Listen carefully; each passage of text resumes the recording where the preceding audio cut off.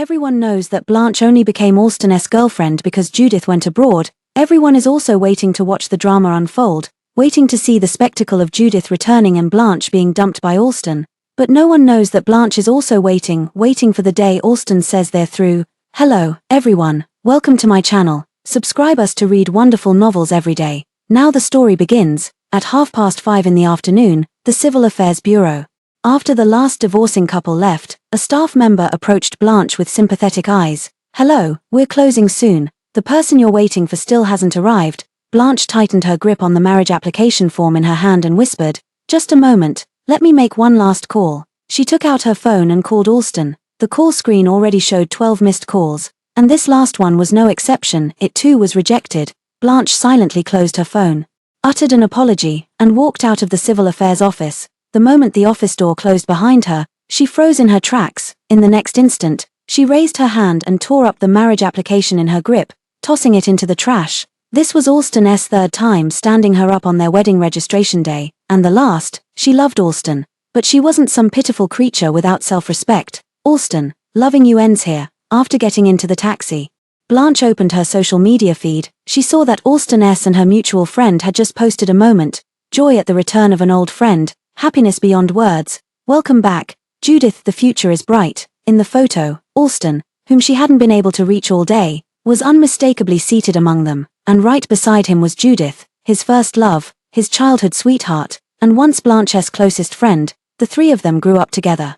But now Judith returned to the country without telling her. Blanche took a deep breath and then gave the social media post a like. Before she could react, another message from her boss popped up. The case is yours now. Blanche immediately perked up. After replying with a single okay, she looked up at the driver. Sorry, could we change course and head to DT accounting firm? CHS case involved hundreds of millions. Rather than going home to be alone, she preferred returning to the office to work overtime. It wasn't until 10 p.m., when the city lights began to glow, Blanche finally left the office and hailed a cab home. The house was pitch black and eerily quiet. Blanche had long grown accustomed to such scenes. After washing up, she prepared to sleep. Unexpectedly, the doorbell suddenly rang. Blanche had no choice but to get up and answer the door. The moment she opened it, she froze in surprise. Alston was seen completely drunk. Now leaning against Judith, Blanche felt a sharp pang in her chest at this sight. After a few seconds of silence, she finally said to Judith, long time no see, long time no see. Judith also smiled, casually asking, why didn't you come to my welcome party today? Judith still carried her usual aloof demeanor. Dressed in a white dress with long, straight black hair, Blanche maintained her usual tone as she said, today was supposed to be the day Alston and I got our marriage license. The surrounding air froze for an instant. Judith flickered her gaze, then put on an apologetic expression. Then I'm sorry, I must have delayed you. It's all right, it's not a big deal anyway. Blanche glanced at Alston, thinking calmly. After all, she had no intention of going through with this marriage. She took a step back, making room. Would you like to come in and sit for a while? Judith paused, then politely declined. No, I just returned to the country and have many things to attend to. Alston is in your hands now. Alston gets headaches when he's drunk. Remember to brew him hangover tea tomorrow morning, and add extra honey. She stopped mid-sentence and smiled meaningfully. Oh, I forgot you're his girlfriend now. You must already know all this, right? Judith's words pricked Blanche's heart like thorns. Of course she knew. These little details about Alston were things she'd memorized perfectly over the past decade of her secret crush on him.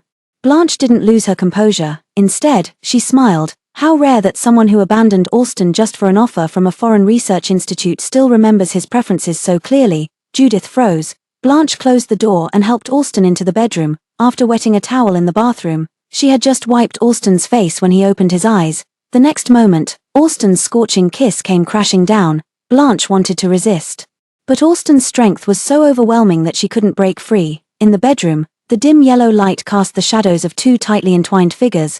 Blanche unconsciously dug her nails into Alston's lean back muscles. Alston winced in pain and murmured deliriously by her ear, Judith, stop messing around. Blanche froze abruptly. Amidst the unbearable stabbing pain in her chest, she weakly closed her eyes and endured in silence. After it was over, Blanche glanced at the sleeping Alston lying beside her, forced herself up, and swallowed a contraceptive pill she fished out from the nightstand. Her stomach burned like fire, but she felt nothing else as she lay beside Alston, drifting into a deep sleep after who knows how long. The next day, the alarm rang, and Blanche woke up to find the space beside her already empty. She quickly got up to wash, only to bump into Alston, who was about to leave. He stood perfectly straight, dressed in an immaculate suit, his eyes calm and unreadable. "Remember to take your medicine." Blanche froze. My heart was suddenly wrenched again. She didn't say she'd already eaten, casually replying, "Sure." He didn't want her child. As it happened, she didn't want to bear his child now either. Alston having gotten his answer, he was about to leave when he suddenly remembered something. "I had something come up yesterday and forgot to go get our marriage license with you. We'll make time to go again later." This was already Blanche the third time she had heard those words come from his mouth. She had nothing to say, so she simply replied, "All right, whenever you're free." This more composed attitude than expected made Alston stare at her for a moment before he ultimately said nothing and walked out the door. Blanche went straight to the administrative supervisor as soon as she arrived at the office. "You don't need to approve my marriage leave anymore." The administrative supervisor looked at her in surprise. "What's wrong? Aren't you getting married? Did the wedding get rescheduled?" Blanche shook her head and replied, "No, I'm not getting married anymore." Seeing the supervisor's astonished expression, she handed over a stack of documents. "And by the way, I've applied for a long-term assignment in Germany. I'll be leaving next month." The administrative supervisor was even more surprised and repeatedly confirmed, "Are you sure? You have no foundation there at all. Going there would mean starting over completely." Blanche smiled, looking completely serious. "The senior executive positions here are saturated. If I want to move up, don't I have to start over?" After leaving the administrative director's office, Blanche returned to her own office, opened the case file, and began working carefully. By the time she got off work, it was already 9 o'clock. Blanche had just arrived home when she saw Alston writing something intently on his tablet. His sleeves were casually rolled up, revealing his sturdy forearms. Seeing Blanche return, Alston closed his tablet and calmly looked at her. "Judith has returned to the country. Did you know?" "I know." Blanche met his gaze calmly. "Yesterday when you were drunk, it was she who brought you back." Alston paused. But then she slightly raised an eyebrow and sidestepped the topic, simply saying, "In a few days it's Judith's birthday, and she wants to invite you to her party." Blanche stared at him steadily and asked, "If she wants to invite me, why are you the one telling me?" Alston replied matter-of-factly, "She's working at my research institute now, so it was just convenient." Blanche curled the corner of her lips, but a trace of indescribable mockery surfaced in her eyes. She clearly remembered.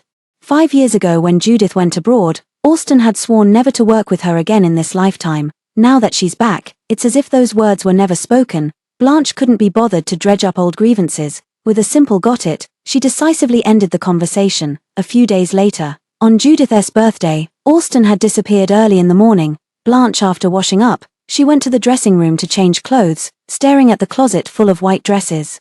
She suddenly froze in a daze. She suddenly realized that all these years, she had loved so humbly, even to the point of unconsciously imitating Judith. Judith loved wearing white, so she followed suit, even though what she truly adored was dazzling red. Now that she had resolved to leave, she might as well start with her dresses. Blanche rummaged through the depths of her wardrobe and pulled out an old dress from 5 years ago, a fiery red fishtail skirt that perfectly accentuated her slender waist. Staring at the familiar yet unfamiliar reflection in the mirror, she pinned up her straight hair and applied bold red lipstick. At noon, Blanche arrived punctually at the agreed meeting place. Just as I reached the private room door, I heard a sharp voice from inside. "What, Judith? You actually invited Blanche? Why would you invite her? Does she even understand what we're talking about?" "Exactly, she's just an ordinary undergrad, while all of us here are graduate students. If it weren't for Alston's sake, she wouldn't even qualify to step through the door of our gathering." "Alston, now that Judith is back too, give us a straight answer. Between Judith and Blanche, who are you really choosing?" Blanche paused mid-step. She certainly knew Alston's circle didn't welcome her. Alston was the leading figure among the younger generation of theoretical physicists in the country, the youngest professor at Tsinghua and Peking University. His colleagues also prided themselves as highbrow intellectuals, always looking down on her academic background, believing she couldn't compare to Judith and wasn't worthy of standing by Alston's side. In truth, she didn't think she fell short in any way, but for the sake of Alston's social connections. She had always endured what she could in the past. Now, she no longer had any reason to hold back. Blanche took a deep breath, pushed the door open, and walked in. When the people inside saw her, they showed no trace of embarrassment at being caught gossiping. Instead, they teased, "Oh, Blanche is here. We were just joking around." Amidst the muffled laughter, Blanche also curled her lips into a smile. "It is quite funny. I wonder if your annual salary combined even matches my monthly bonus. How can you live with such confidence?" The entire private room fell into stunned silence. everyone staring in shock at this person who had always endured teasing without uttering a single word. The man who had just spoken turned alternately pale and red with embarrassment. Austen lifted his eyes to glance at Blanche and spoke coldly. "Blanche, this kind of joke isn't funny." Blanche also looked toward Austen. When others made jokes at her expense, he paid no attention. When she retorted, he would finally speak. At its core, it was simply because he shared the same views as these people. He also looked down upon Blanche's education, believed she couldn't compare to Judith, and even thought he was settling for her. Blanche felt a tightness in her chest when she saw Judith approach with a beaming smile to mediate. Oh dear, Blanche has always had such a temper since childhood. Everyone should just let it go. This green tea speech reeks so strongly it could choke someone. Given Blanche's usual temper, she would have likely started arguing with Judith right away, but strangely, after making the decision to let go of Austen, she couldn't even be bothered to engage with Judith anymore. Blanche chuckled and sat down. "Yes, who made me so hot-tempered anyway?" Judith was most surprised that Blanche didn't even pick a fight with her. It wasn't until Blanche had been seated for quite some time that the others at the table resumed conversation.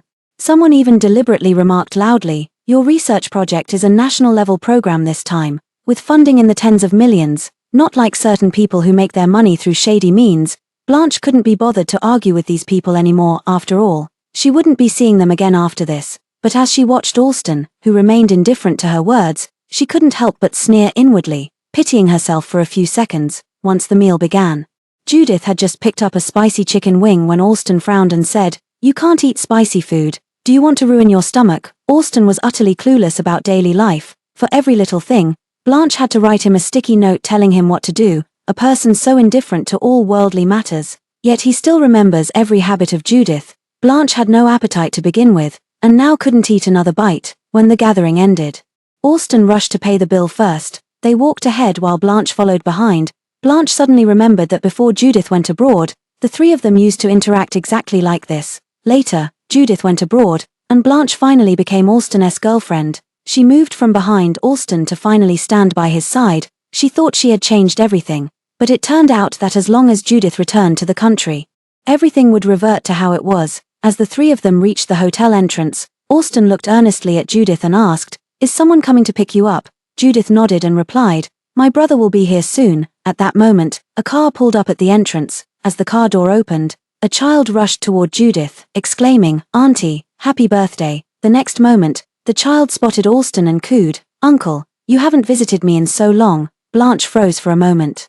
Austen instinctively glanced at Blanche, but first lowered his head to pat the child's hair, then reminded Judith, "Text me when you get home." Judith nodded at him, then gave Blanche another look. There was no gloating in her eyes, yet it seemed to tell Blanche, "See, even after 5 years apart, my bond with Austen is something you can't compare to." After watching the car drive away, Austen finally turned back to Blanche and said, "Let's go." Blanche paused briefly before following his steps.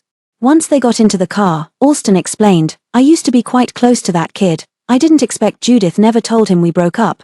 Blanche turned to look at him upon hearing this. With no lights on in the car, she could only see half his face hidden in shadows, the other half too dim to discern his expression. Blanche pondered his explanation, but ultimately could only let out a light chuckle. The one who misunderstood was that child. Just now, Austen could have explained everything clearly with just one sentence, yet he chose not to, and now he comes to explain it to me instead. Isn't that just laughable? Blanche turned her head to look out the window. Austen received no response and looked at her, his gaze involuntarily lingering on her vibrant red dress. Frowning immediately, he then said, "Also, don't wear red dresses anymore, they don't suit you." Blanche trembled at his words. Was it that she didn't look good in a red dress? Or that Austen only liked her dressed like Judith? Blanche closed her eyes and fell silent. Austen, seeing her silence, also turned cold-eyed and stared ahead without a word. Upon returning home, Blanche went straight to the study. She was about to go to Germany soon, so naturally, she needed to learn German well. Fortunately, she had some prior knowledge of the language, so picking it up again wasn't too difficult. She didn't hide her studies from Austen, but he didn't ask either. Seeming completely indifferent to what she was doing, the next day, CH's case officially reached a preliminary agreement in its first phase. Blanche seized the opportunity to host a cocktail party, inviting many from the financial circle. It turned out to be a great success, and for the first time, she got drunk at the event. Blanche's friend Lambert frowned and asked, "Why didn't you stop her? Now she's really drunk. What should we do?" The others exchanged glances, clueless. Does Blanche have a boyfriend? Probably not. Why not give that guy a chance? He likes Blanche, let him take her home. Lambert clicked his tongue lightly and was about to escort Blanche home himself when her phone rang. The name on the screen read Alston. Lambert answered and put it on speakerphone. A detached male voice immediately came through. Blanche, where are you? Why aren't you home yet? The man's words were cold, but they confirmed his identity. Blanche really has a boyfriend. Everyone was shocked. Only Lambert frowned at the coldness in the man's voice and spoke up. Hello, I'm Blanche's colleague. She's drunk now, could you come pick her up? The line went silent for a moment. The man's voice abruptly turned icy. Address. Someone quickly recited the address before the call was abruptly ended. The colleagues were even more astonished, whispering among themselves. For years, I've never heard that Blanche had a boyfriend. Exactly. Blanche has worked overtime so many times, yet no one's ever come to pick her up. Only Lambert glanced at the flushed-faced Blanche and sighed inexplicably. Alston arrived at the venue to find Blanche half-sober, staring blankly into space from the sofa. Alston walked up to her, but she just stared back at him. Speechless, Alston quickly and carefully scrutinized her before coldly questioning, was it necessary? Was it necessary to drink to this extent for a job? Blanche felt dazed but instinctively wanted to retort, of course it's necessary, yet sensing Alston's displeasure, she held back from arguing and simply tugged at his sleeve, mumbling coquettishly, let's go home. Alston felt an inexplicable tightness in his chest. After nodding at Lambert, who was eyeing him curiously, he scooped up Blanche and carried her away. Once in the car, Blanche immediately fell asleep in the passenger seat. Alston unconsciously glanced over. Seeing she was wearing a white blouse under her trench coat today, his furrowed brows instantly relaxed. Indeed, this looked much better. At least it was more pleasing than red, not nearly as alluring. After returning home, Alston led Blanche into the bathroom, intending to sober her up, but she pulled him down by his tie. Messy kisses landed on his face and Adam's apple. Alston had desire surging in his eyes, finally unable to hold back any longer. He pressed one hand against the back of her head and kissed her back. Everything returned to calm. Blanche lay on the bed, her mind finally clear, yet her body lacked even the strength to turn over. Alston emerged leisurely from the bathroom, his expression uncharacteristically gentle, perhaps satisfied. Suddenly, his phone rang. Seeing Judith's name on the caller ID, he immediately answered the call. Suddenly, Judith's panicked voice came through. Alston. I accidentally burned the pot while cooking, and now it's on fire. What should I do? Alston abruptly changed expression. I'm coming right now. After hanging up, he went to change clothes. Seeing Blanche staring intently at him, he instinctively offered an excuse. There's an emergency at the research institute. I need to go out. Don't wait up for me tonight. Without waiting for Blanche's reaction, he quickly changed and rushed out the door. With a click of the door, the house fell silent once more. Blanche remained speechless, simply closing her eyes in embarrassment. They had just been intimate, the warmth still lingering, yet he couldn't wait to rush off to another woman. She had no idea how much time had passed. Blanche's phone rang as well. She picked it up and saw it was the same person, Judith. Blanche suddenly had an intuition that this was Judith's way of putting her in her place. Listening to the ringing, she finally pressed the answer button. And Judith's affectionate voice came through the phone. Alston, let's make up. You still love me, don't you? Otherwise, you wouldn't have come to me from Blanche's side just because of one phone call. Blanche's breath hitched. She couldn't help but tighten her grip on the phone. Alston's hoarse voice still came through clearly. I do still love you. The next instant, the call was hung up on the other end. The cold glow of the phone screen illuminated Blanche's deathly pale face. At this moment, Blanche didn't even know whether to grieve over Judith being abandoned without hesitation by Alston after just one phone call, or to grieve over how Alston could forgive Judith again and again, even when she chose her future over him. Lying quietly in bed, Blanche recalled something she thought she had long forgotten. It happened during Judith's first year abroad, the same year Alston won his first major award in the physics world. Blanche happily carried flowers, intending to surprise him backstage at the awards ceremony, but overheard a conversation between Alston and his classmate. You and Judith won the big award with your project. Aren't you going to use this chance to go abroad and win her back? Don't tell me you plan to stay with Blanche from now on. Blanche isn't good enough for you apart from her pretty face. After Alston remained silent for a long time, he finally replied, I'll think about it. The next day, he lied to Blanche, saying, I'm going abroad for an academic conference and will be back in a week. Even though Blanche was already Alston's girlfriend by then, she didn't dare to ask him directly, are you going to see Judith? She didn't dare to ask, afraid that asking would lead to a breakup. Blanche could only say with reddened eyes, I'll wait for you to come back. Blanche endured for a week, finally waiting for Alston to return to the country. That day, Alston, who never drank, got completely drunk. He leaned Blanche's shoulder, murmuring drunkenly, Blanche, From now on it's just the two of us. You won't leave me, right? Blanche remembered how her heart ached beyond words at that moment. Holding Alston, she promised, I won't leave you. Once those words were spoken, she kept them for 5 years. Blanche always thought she could persevere until the clouds parted and the moon appeared, but she never expected to grow weary before that day ever came. At this very moment, Blanche had slightly reddened eyes and finally let out a sigh. Alston, I'm sorry, but I must break my promise. She was going to leave him. His love, she no longer wanted it. The next morning, Blanche went to the office, only to learn that the leadership from Germany had come to Beijing for an inspection that day, and after the inspection, they suddenly got the whim to climb the Great Wall. Blanche, as an employee about to be transferred to Germany, had no choice but to join them. She climbed for several hours, barely making it halfway up. Sitting on the stairs panting heavily, a bottle of water was suddenly handed to me. Looking up, it was actually Alston. Blanche was completely stunned.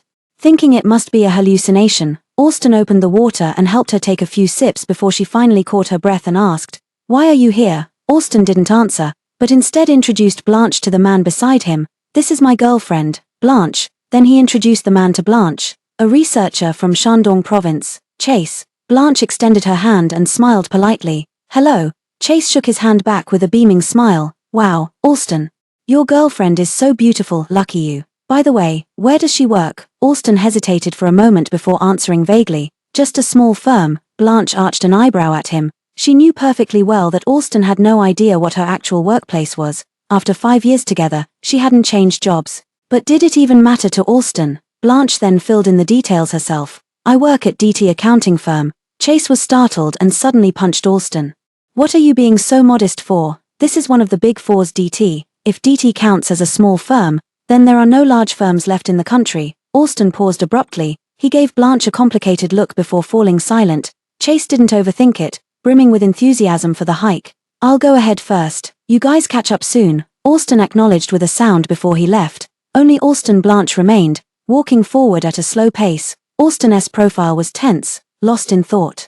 Blanche sighed and decided to speak plainly. I work at DT Consulting as a fund manager, responsible for investment and management in the fund sector. Alston lowered his lashes, avoiding her gaze. Why are you telling me this? Blanche replied calmly. Next time you can introduce me to others like this. Rather than just as your girlfriend with nothing else to follow, she is more than just Alston's girlfriend. She is her own person. Alston frowned, his tone tinged with displeasure. Our work involves completely different fields. How could I possibly know anything about some DT firm? Blanche fell silent for a moment before smiling with a sigh. Yes, we're completely from two different worlds. Her smile faded as quickly as it appeared, and she turned her gaze forward where her boss was waving at her. All right, enough talk. I need to go greet my boss. Blanche quickened her pace and walked ahead. Upon reaching the observation deck, Blanche approached the leader, who then glanced meaningfully at Alston behind her and asked, Your boyfriend? Blanche nodded. Yes, the leader joked, willing to go to Germany alone, not taking him with you. At this moment, Alston also walked to her side, gazing calmly at the mountains. The contours of his face were deep, not much different from before. Blanche let out a light laugh and was the first to look away. She knew Alston didn't speak German, so now, she openly replied in German right in front of him.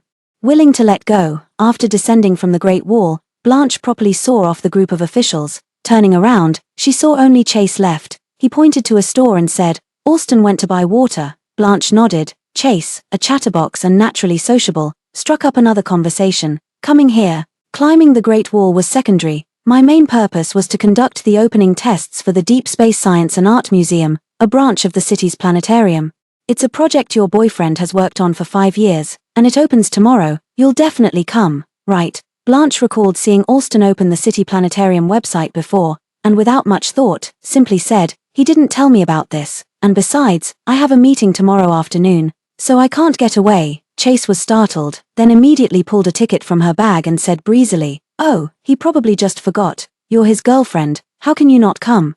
Blanche took the ticket, her expression unreadable. When Alston returned, he handed her a bottle of water and casually asked, What did Chase say to you just now? Blanche instinctively shook her head. It's nothing. Early the next morning, Blanche sat on the sofa, watching Alston busily moving about from the moment he got up. He pulled out his high-end tailored suit, reserved only for award ceremonies, and groomed himself meticulously, as if preparing for a wedding. I have something to attend to today and might be back late. Just as he was about to leave, Alston remembered to say something to her. Clearly, He had no intention of inviting her to the opening ceremony. Blanche felt a slight pang in her heart, then calmly said, "Okay, I wish you a successful opening today." Alston was momentarily stunned. "How did you know?" But before he could finish speaking, his phone rang. He glanced at it and quickly forgot about the matter, answering the call in a gentle and considerate tone. "You're here already? That was quick. I was just thinking of heading out early to pick you up." From the other end of the line came Judith's cool, indistinct voice.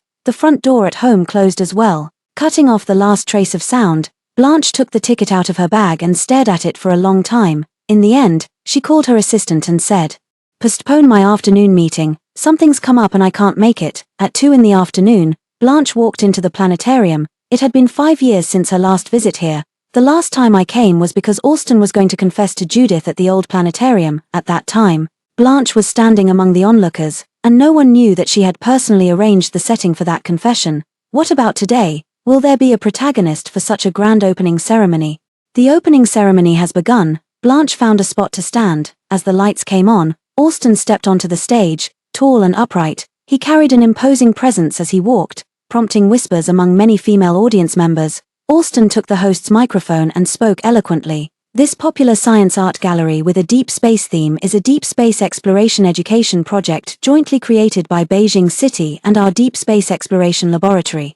This project took me 5 years to complete." As he spoke, his gaze turned to Judith in the audience, his voice carrying a hint of magnetism and tenderness. "I once made a promise with someone to explore the mysteries of the universe together. We missed 5 years, and this art gallery is my reunion gift for her. Judith, thank you for coming today." The audience erupted into applause, everyone deeply moved by the moment. Only Blanche stood frozen amidst the cheering crowd, staring blankly as Alston led Judith onto the stage, where the two embraced under the spotlight. Unable to watch any longer, she turned away only to meet Chase's face, filled with awkwardness. Chase glanced at the still embracing couple on stage, then at Blanche, opening his mouth to speak. But Blanche had already calmly walked past him and left, as if she'd never been there at all. She left the planetarium and returned to the office. Had she known this would happen, she might as well have finished that meeting. After work, Blanche drove home. Just as she parked her car, she saw Alston and Judith strolling under the dim streetlights near the apartment complex,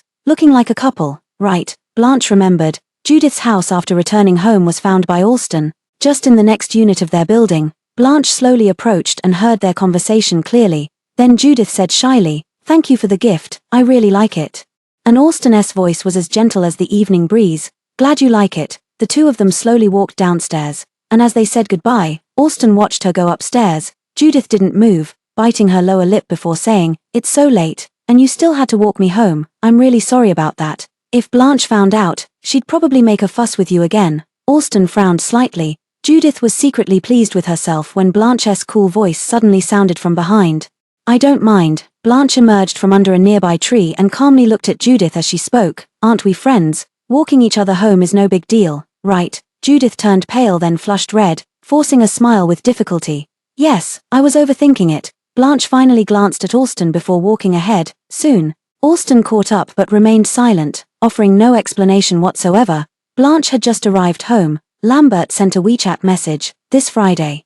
We're throwing you a farewell party, no excuses for not coming." Blanche smiled. She looked up at Alston and asked calmly, "I have a gathering this Friday. Would you like to come?" Alston was taken aback, visibly surprised. This was the first time Blanche had invited him to one of her gatherings. Meeting her calm, placid gaze, his heart inexplicably skipped a beat, and he found himself agreeing instinctively. "All right, I'll be there." On the day of the gathering, Blanche arrived punctually at the venue right after work. Her friends gathered around her reluctantly. "Once you're in Germany, it'll be so hard for us to meet again. We'll really miss you." Blanche smiled sincerely and hugged them back. "Don't worry, once I make my mark in Germany, I'll bring you over to take care of you." Only then did her friend manage a teary smile. Lambert looked toward the door and asked in confusion, "Didn't you say your boyfriend was coming too? Where is he?" Blanche was about to speak when Alston's voice sounded from behind. "Are we late?" Blanche turned to look, her pupils contracting sharply as she saw Alston had indeed arrived, but standing beside him was Judith. The crowd stared at this scene in astonishment. Alston continued to explain unhurriedly, "Judith heard we're going to a gathering and wants to join us. Do you mind?" Blanche twitched the corner of her mouth. Of course she minded, but Judith was already here. Could she really turn her away? "Come on in, make yourself at home." Blanche could only say. The farewell dinner was excruciatingly awkward. Alston kept serving Judith dishes in front of her friends, saying, "Here, your favorite braised pork ribs with potatoes." Lambert finally couldn't help but sneer, "Alston, since your girlfriend can't reach her favorite dishes, why don't you serve her too?" To which Alston froze, completely at a loss. Blanche knew full well that he had no idea about her preferences. "It's fine.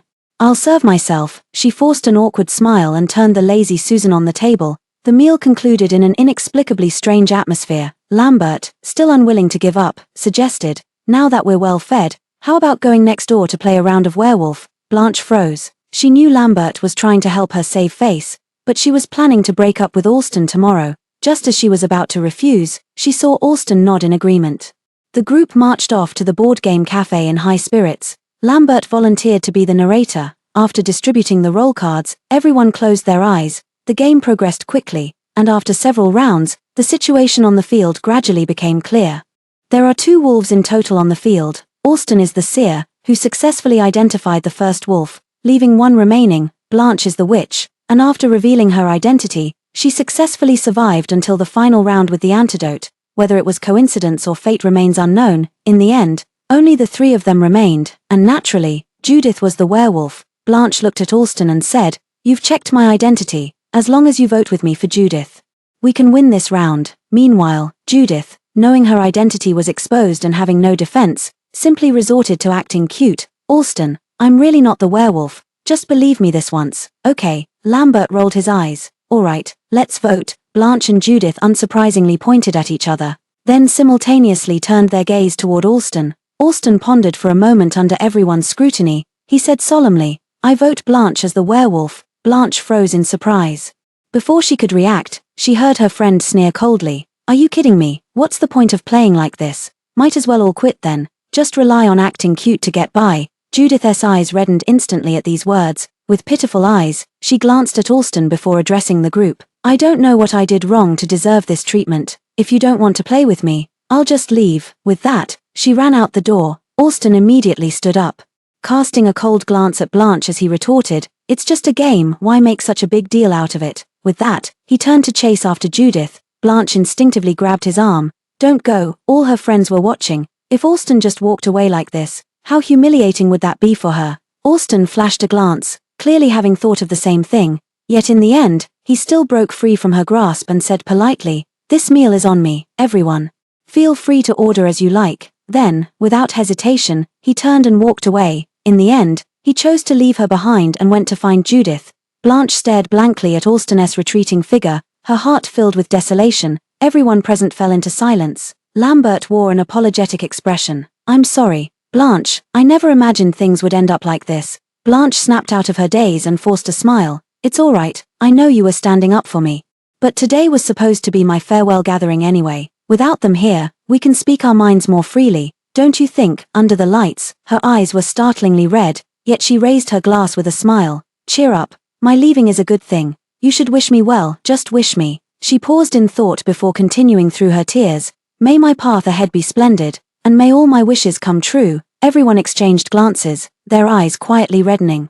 They raised their glasses in unison and clinked them fiercely. "May your path ahead be splendid, and may all your wishes come true." After returning home from the party, Blanche received the ticket issuance information for the flight purchased by her company. "Dear Ms. Blanche, your flight from Beijing to Germany is scheduled to depart on time at 17:20 on January 24, 2025. Wishing you a safe journey." That would be the day after tomorrow. January 24th, this was the date she would officially leave Alston. Blanche didn't want to dwell on it any longer and simply started packing her luggage. While in the midst of packing, Alston returned home. He didn't mention what happened earlier at the board game cafe. Blanche didn't bring it up either, yet. Alston clearly saw her packing but showed no reaction at all. "You go ahead with your work, I'm going to sleep." He didn't care Blanche what she was about to do. Perhaps convinced Blanche would never leave him, hence his fearless arrogance. Or perhaps even if he knew Blanche would leave, he wouldn't care at all. Blanche was packing her things when she suddenly found 2 forgotten theater blind box tickets buried at the bottom of her bag. She remembered this was a prize she and Alston had won in a lottery at the theater entrance months ago, a voucher for a free play. They'd long made plans to go together, but then Judith returned to her home country.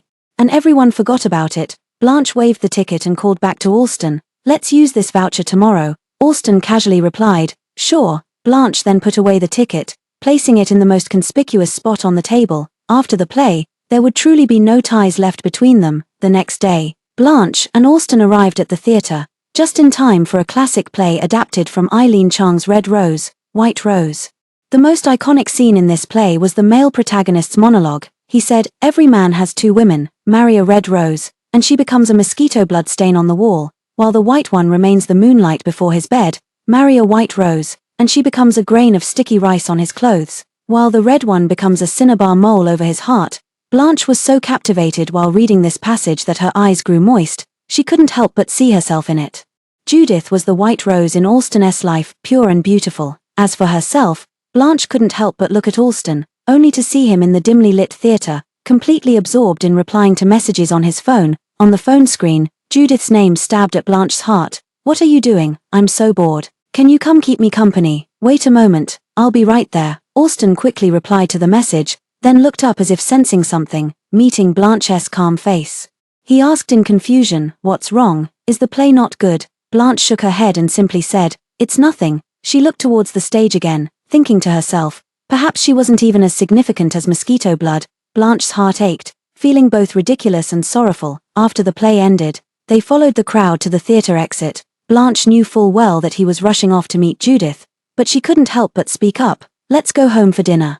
I bought a lot of your favorite dishes." But Austen interrupted her without hesitation. "No, I have something to do later. It's just one meal. It won't take you too long." Blanche spoke up to stop him. She just wanted to have one last meal with him, to bring closure to their relationship. But Austen was unwilling. His gaze was cold and indifferent, no different from any ordinary day over the past 5 years. He said, "Next time, I'll definitely accompany you when I have time." At that moment, Blanche finally felt relieved. As usual, she bid him farewell. "Okay, I understand." She watched Austen turn and leave, hastily flagging down a taxi before disappearing from sight. Only then did she whisper softly, "There won't be a next time, Austen." After returning home, Blanche's scheduled parcel pickup arrived punctually at her door.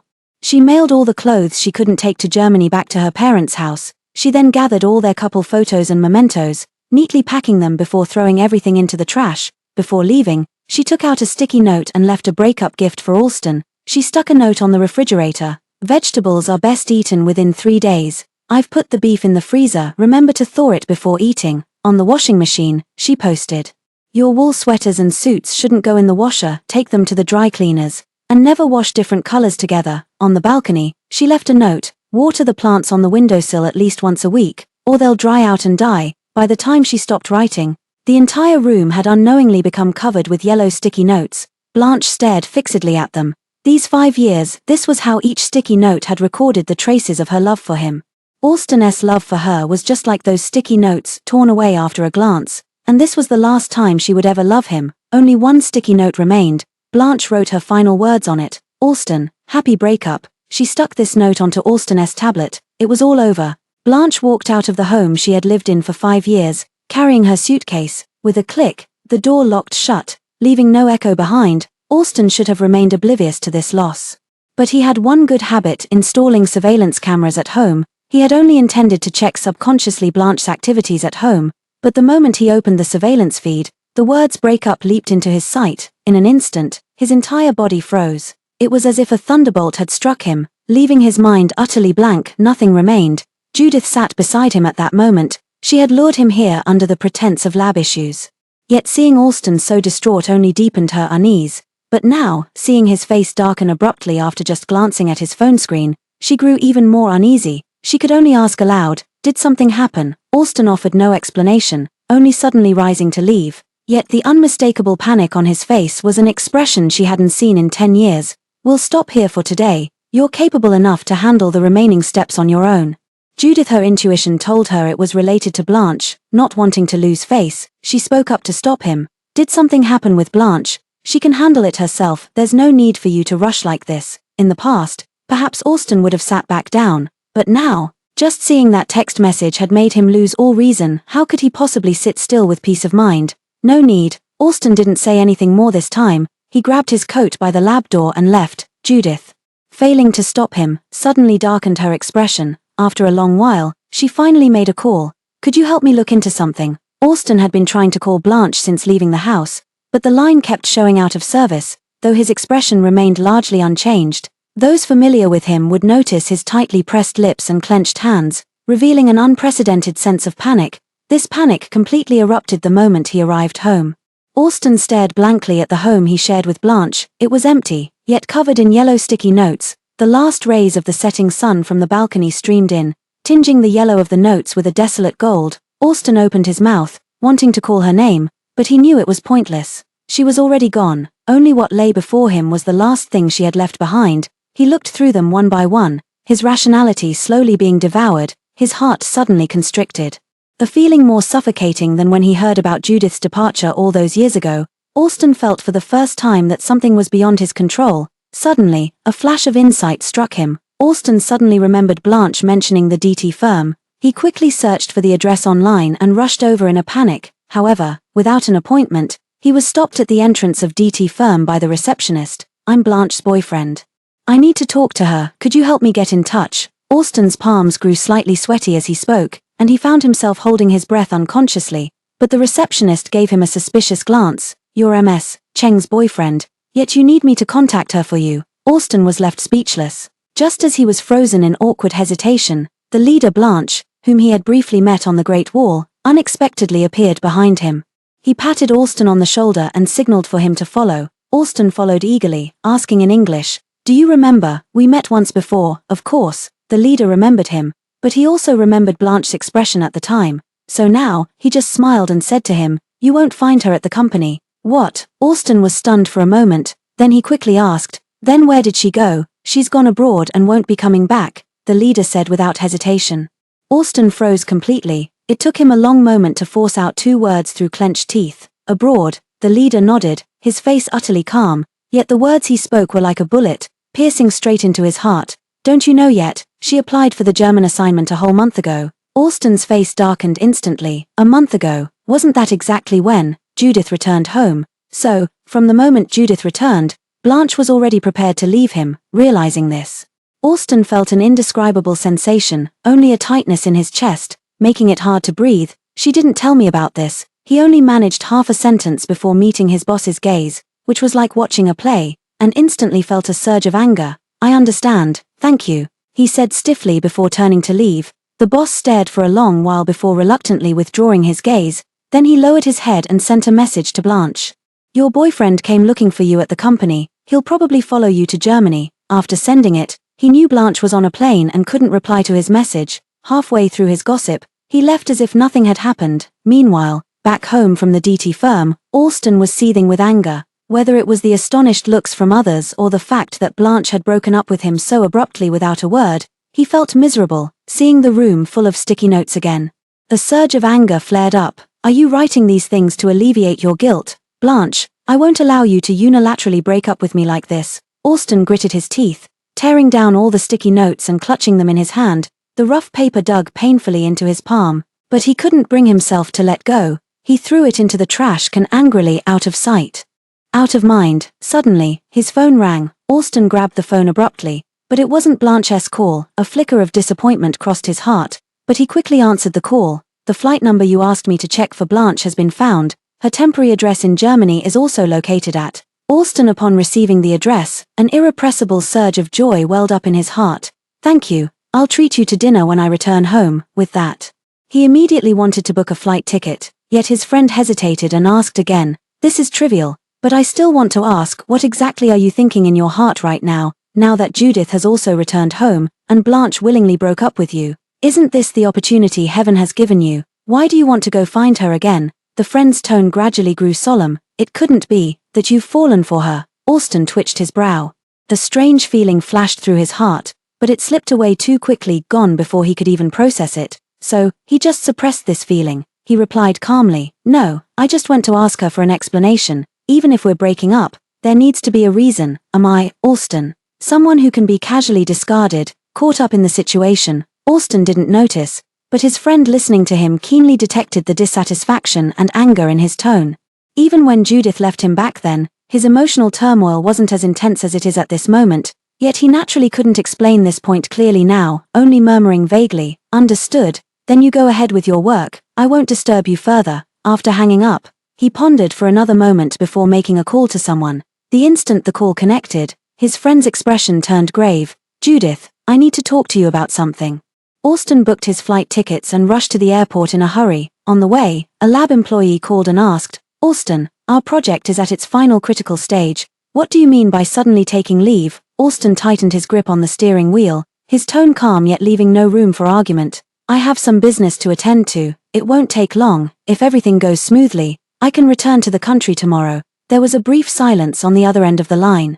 Then came a deep voice saying, "Judith has returned to the country for your sake. I don't believe you haven't noticed her feelings for you these days." Austin felt another surge of irritation in his heart. His tone gradually turned somewhat impolite. "This is my business." The implication was that he had to go no matter what. "Fine, if that's the case, I have nothing more to say." With a click, the call was disconnected. Austin frowned slightly. At this moment, he finally realized the extent to which his circle had excluded Blanche. If these people could speak so bluntly and biasly in front of him, how much more had they said and done to Blanche behind his back? Austin clenched his teeth and abruptly stepped on the accelerator. At the international airport, tourists speaking languages from all over the world transferred at the same place, departing for different destinations. Austin took some time to find his boarding gate. Sitting in the departure lounge, he even felt a bit nervous. His mind unconsciously fantasized about the scene where, after more than 10 hours, he would arrive in Germany and appear before Blanche. He was definitely going to confront her first. "Even if we're breaking up, why can't we do it face to face? What's more, in these 5 years, they've barely argued. Everything has been so stable. So why would she want to break up now? If it's about Judith, that's something he's been struggling with too." After all, he knew deep down that he still had lingering feelings for her, but Blanche had promised him to stay by his side forever. It had only been 5 years. Why was she going back on her word now? Austin's mind was a whirl of chaotic thoughts. Without even realizing it, his thoughts had shifted from initial anger to how he might win her back. Suddenly, the phone in his hand erupted with a startling ring. Austin was startled and instinctively hung up the call. After a moment of recovery, the phone rang again, and only then did he realize what was happening. Hesitantly answering the call, "Are you here to persuade me too?" Austin spoke with an inexplicable weariness in his tone, yet Judith remained as gentle as ever, as if nothing that happened before her could ever be more than trivial. Once, Austin had thought this temperament suited him best, but now it left him inexplicably irritated. "Austin, I'm not here to persuade you, I'm here to tell you the truth. Don't you want to know why she suddenly broke up with you?" Austin clenched his phone tightly. He asked with some difficulty, "Because of what?" Judith laughed again on the other end, her laughter carrying a hidden meaning. "Because when given the choice between her future and you, she chose her future, Austin. This opportunity to go to Germany is very important for her. As long as she spends some time abroad, she can come back as the general manager. Why would you want to stand in the way of her future?" Judith's words were like a hammer, shattering Austin's long-held illusion of keeping up appearances. He opened his mouth, instinctively wanting to deny her, but then he remembered what her supervisor had said. She applied for the German assignment a month ago. So, it wasn't because Judith returned to the country that she decided to leave him. Rather, she had long decided to give up on him. And it just so happened that Judith returned to the country. At this thought, Austin finally closed his eyes in humiliation. At this moment, a world-destroying rage overwhelmed Austin. He stiffly hung up the phone and sat in the airport like a soulless statue, motionless. Until the airport announcement for boarding echoed, "The cabin doors will close in 15 minutes. Please proceed to board immediately." Austin finally snapped out of his daze. At this moment, the plane ticket in my hand felt like a joke. After more than 10 hours of flight, Blanche felt her legs go weak the moment she stepped off the plane. Fortunately, the head of the German branch was waiting at the arrival gate. Efficient as ever, he picked her up and drove her straight to the dormitory. "The company here is still in its early stages, so please bear with us. The dorm conditions aren't as good as back home." He drove while making time to chat with her. "Hello, I'm Felix. Although I'm Chinese, my Mandarin isn't very good. I'll need you to teach me more in the future." Felix spoke fluent German, only stumbling through a few words of Chinese when pronouncing his Chinese name. Blanche gave a soft hum, perhaps because she'd encountered a fellow countryman in a foreign land. She couldn't help stealing a few more glances at him. He wore a camel-colored trench coat that accentuated his tall, lean frame, and when he helped her with her luggage, a casual lift revealed the firm lines of his forearm. At this moment, driving with one hand, the half-open car window let the wind rush in. The wind tousled his hair into disarray, yet unexpectedly added a touch of effortless charm. Felix met her gaze in the rearview mirror and flashed an inexplicable smile. "What are you looking at?" Blanche felt scalded by that smile and was the first to look away. "Nothing." She had never dealt with a man so confident and self-assured before. Back home, no matter how high-ranking men became, they all maintained an outward show of humility, so much so that it felt disingenuous. So a fleeting sense of novelty brushed through her heart, vanishing as quickly as it came. When they arrived at the firm's dormitory, Felix dutifully carried her luggage inside and checked all the utilities and furniture in the room before finally taking his leave. If anything happens, come find me in room 304, that's where I live. Felix set down the keys and added another reminder, always check the peephole before opening the door. You're new here, and this floor has quite a few residents, plenty of them will be curious about you. Blanche nodded compliantly. Felix finally turned to leave. Closing the door behind him, Blanche let out a sigh of relief. Even though he was someone sent by the firm, being alone in a room with a tall, 1.8-meter tall man still made her feel somewhat awkward. Only after he had left did she finally have the peace of mind to properly examine the room she would be living in for the next several years. Compared to the previous house, the current one feels more like a hotel. The 40-square-meter room contains only basic furniture, with nothing else. Blanche collapsed directly onto the bed, her eyes and brows weary. Now, she finally had time to take out her phone and go online. Only to see a message from her boss. A sudden silence fell. Alston would come looking for her. Blanche doubted the likelihood of those words, disbelieving them from the bottom of her heart, yet felt an inexpressible glimmer of hope. The night passed, another night passed, 48 hours had passed. Blanche lay on the bed, letting out a self-mocking laugh. How could she still be deceiving herself at this point, though her heart ached? She paid it no mind and was about to fall asleep when her phone suddenly buzzed in her hand. When she opened it, she realized Judith had just posted a new moment. After all the twists and turns, it's still you by my side. The accompanying photo showed a picture of interlocked fingers. Blanche recognized at a glance that this was Alston's hand. Blanche felt as if her heart were being sliced open at this moment. The surging emotions gradually spread, making her breath almost freeze. She had long prepared herself for the possibility that Alston might be with Judith after she left, but she never thought that in just 3 days of her absence, they would be together. This photo felt like a gunshot straight through her heart. Blanche lay on the bed, her forearm covering her eyes, leaving nothing but darkness before her. After a long while, a single tear slid down the side of her face. She truly didn't want to cry for Alston anymore. Yet she couldn't stop thinking about these 5 years. To make Alston forget Judith, she repeatedly did things she disliked for him. If he wanted to study at the library in winter, she would wake up early to reserve a seat for him at the school library. Winter in Beijing exudes desolation everywhere, and even bundled in thick cotton clothes, she still felt the cold. Word has it that Alston's lab needs funding. Despite their group of college students having top-tier academic credentials as their foundation, those investors couldn't help but make some snide remarks. When she found out, she went ahead to make arrangements with each one beforehand. She never mentioned these things to Alston. She simply felt that liking someone means doing things for them. If she told him, he might develop unnecessary feelings out of gratitude. She only wanted Alston's love, not gratitude. Yet, despite all she had done, she received neither gratitude nor love. Blanche's nose suddenly stung as overwhelming emotions surged up, dragging her down into the abyss. For the last time, Blanche, this is the last time you'll cry because of Alston. 3 years later, Blanche wore a camel-colored coat today, her slightly curled red hair cascading down her back. Her graceful figure captured everyone's attention the moment she appeared. Blanche ignored them all, swaying her way into the boss's office. Inside sat none other than the director of the German branch. Seeing Blanche appear, his stern face finally showed a faint smile. "You're here." Blanche gave a quiet acknowledgement and found a seat to sit down. "How did the application go?" The supervisor smiled kindly and pulled out a document from the cabinet. "It's done. Your repatriation order has been officially approved. You'll depart in 3 days. After returning home, you'll directly become the second-in-command there. How about that? Counts as a promotion, right?" Blanche finally gave a faint smile. She stepped forward, took the documents, and after confirming everything was correct, the tension between her brows eased considerably. "I spent 3 years transforming the German company into what it is today. DT would definitely have to promote me to keep me." She rarely cracked a joke. The supervisor didn't pay it much mind either. After exchanging a few more words, he let her go. Blanche had barely stepped out of the office when she ran into Felix, whose Chinese had genuinely improved quite a bit over the past 3 years. "How'd it go?" Blanche waved the documents in her hand. "I'm home." She smiled gently, with even a hint of nostalgia in her expression. Felix was genuinely happy for her, yet also felt an indescribable sense of loss. "So we won't see each other again after this." Blanche patted him on the shoulder and casually remarked, "Don't worry.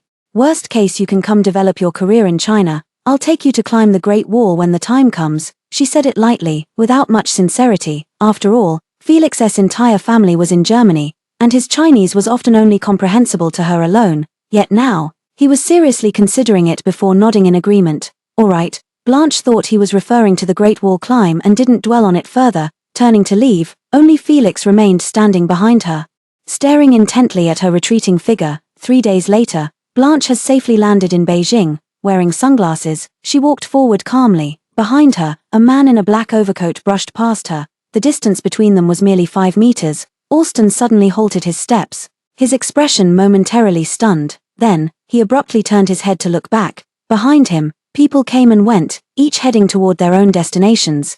Yet, that familiar figure was nowhere to be seen.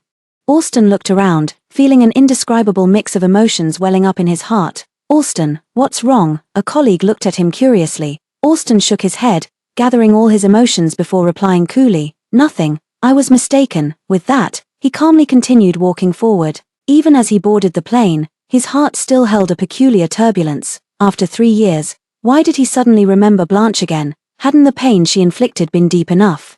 Alston closed his eyes, concealing all emotions beneath his lids. 3 years ago, Blanche had chosen to break up with him for the sake of her future. He didn't chase after her, nor did he say anything, silently accepting their separation. He thought it would be the same as his breakup with Judith, a few days of heartache, and then it would pass. Yet even after a week apart, he still found himself thinking of her. A month after the breakup, he still thinks of her, during meals.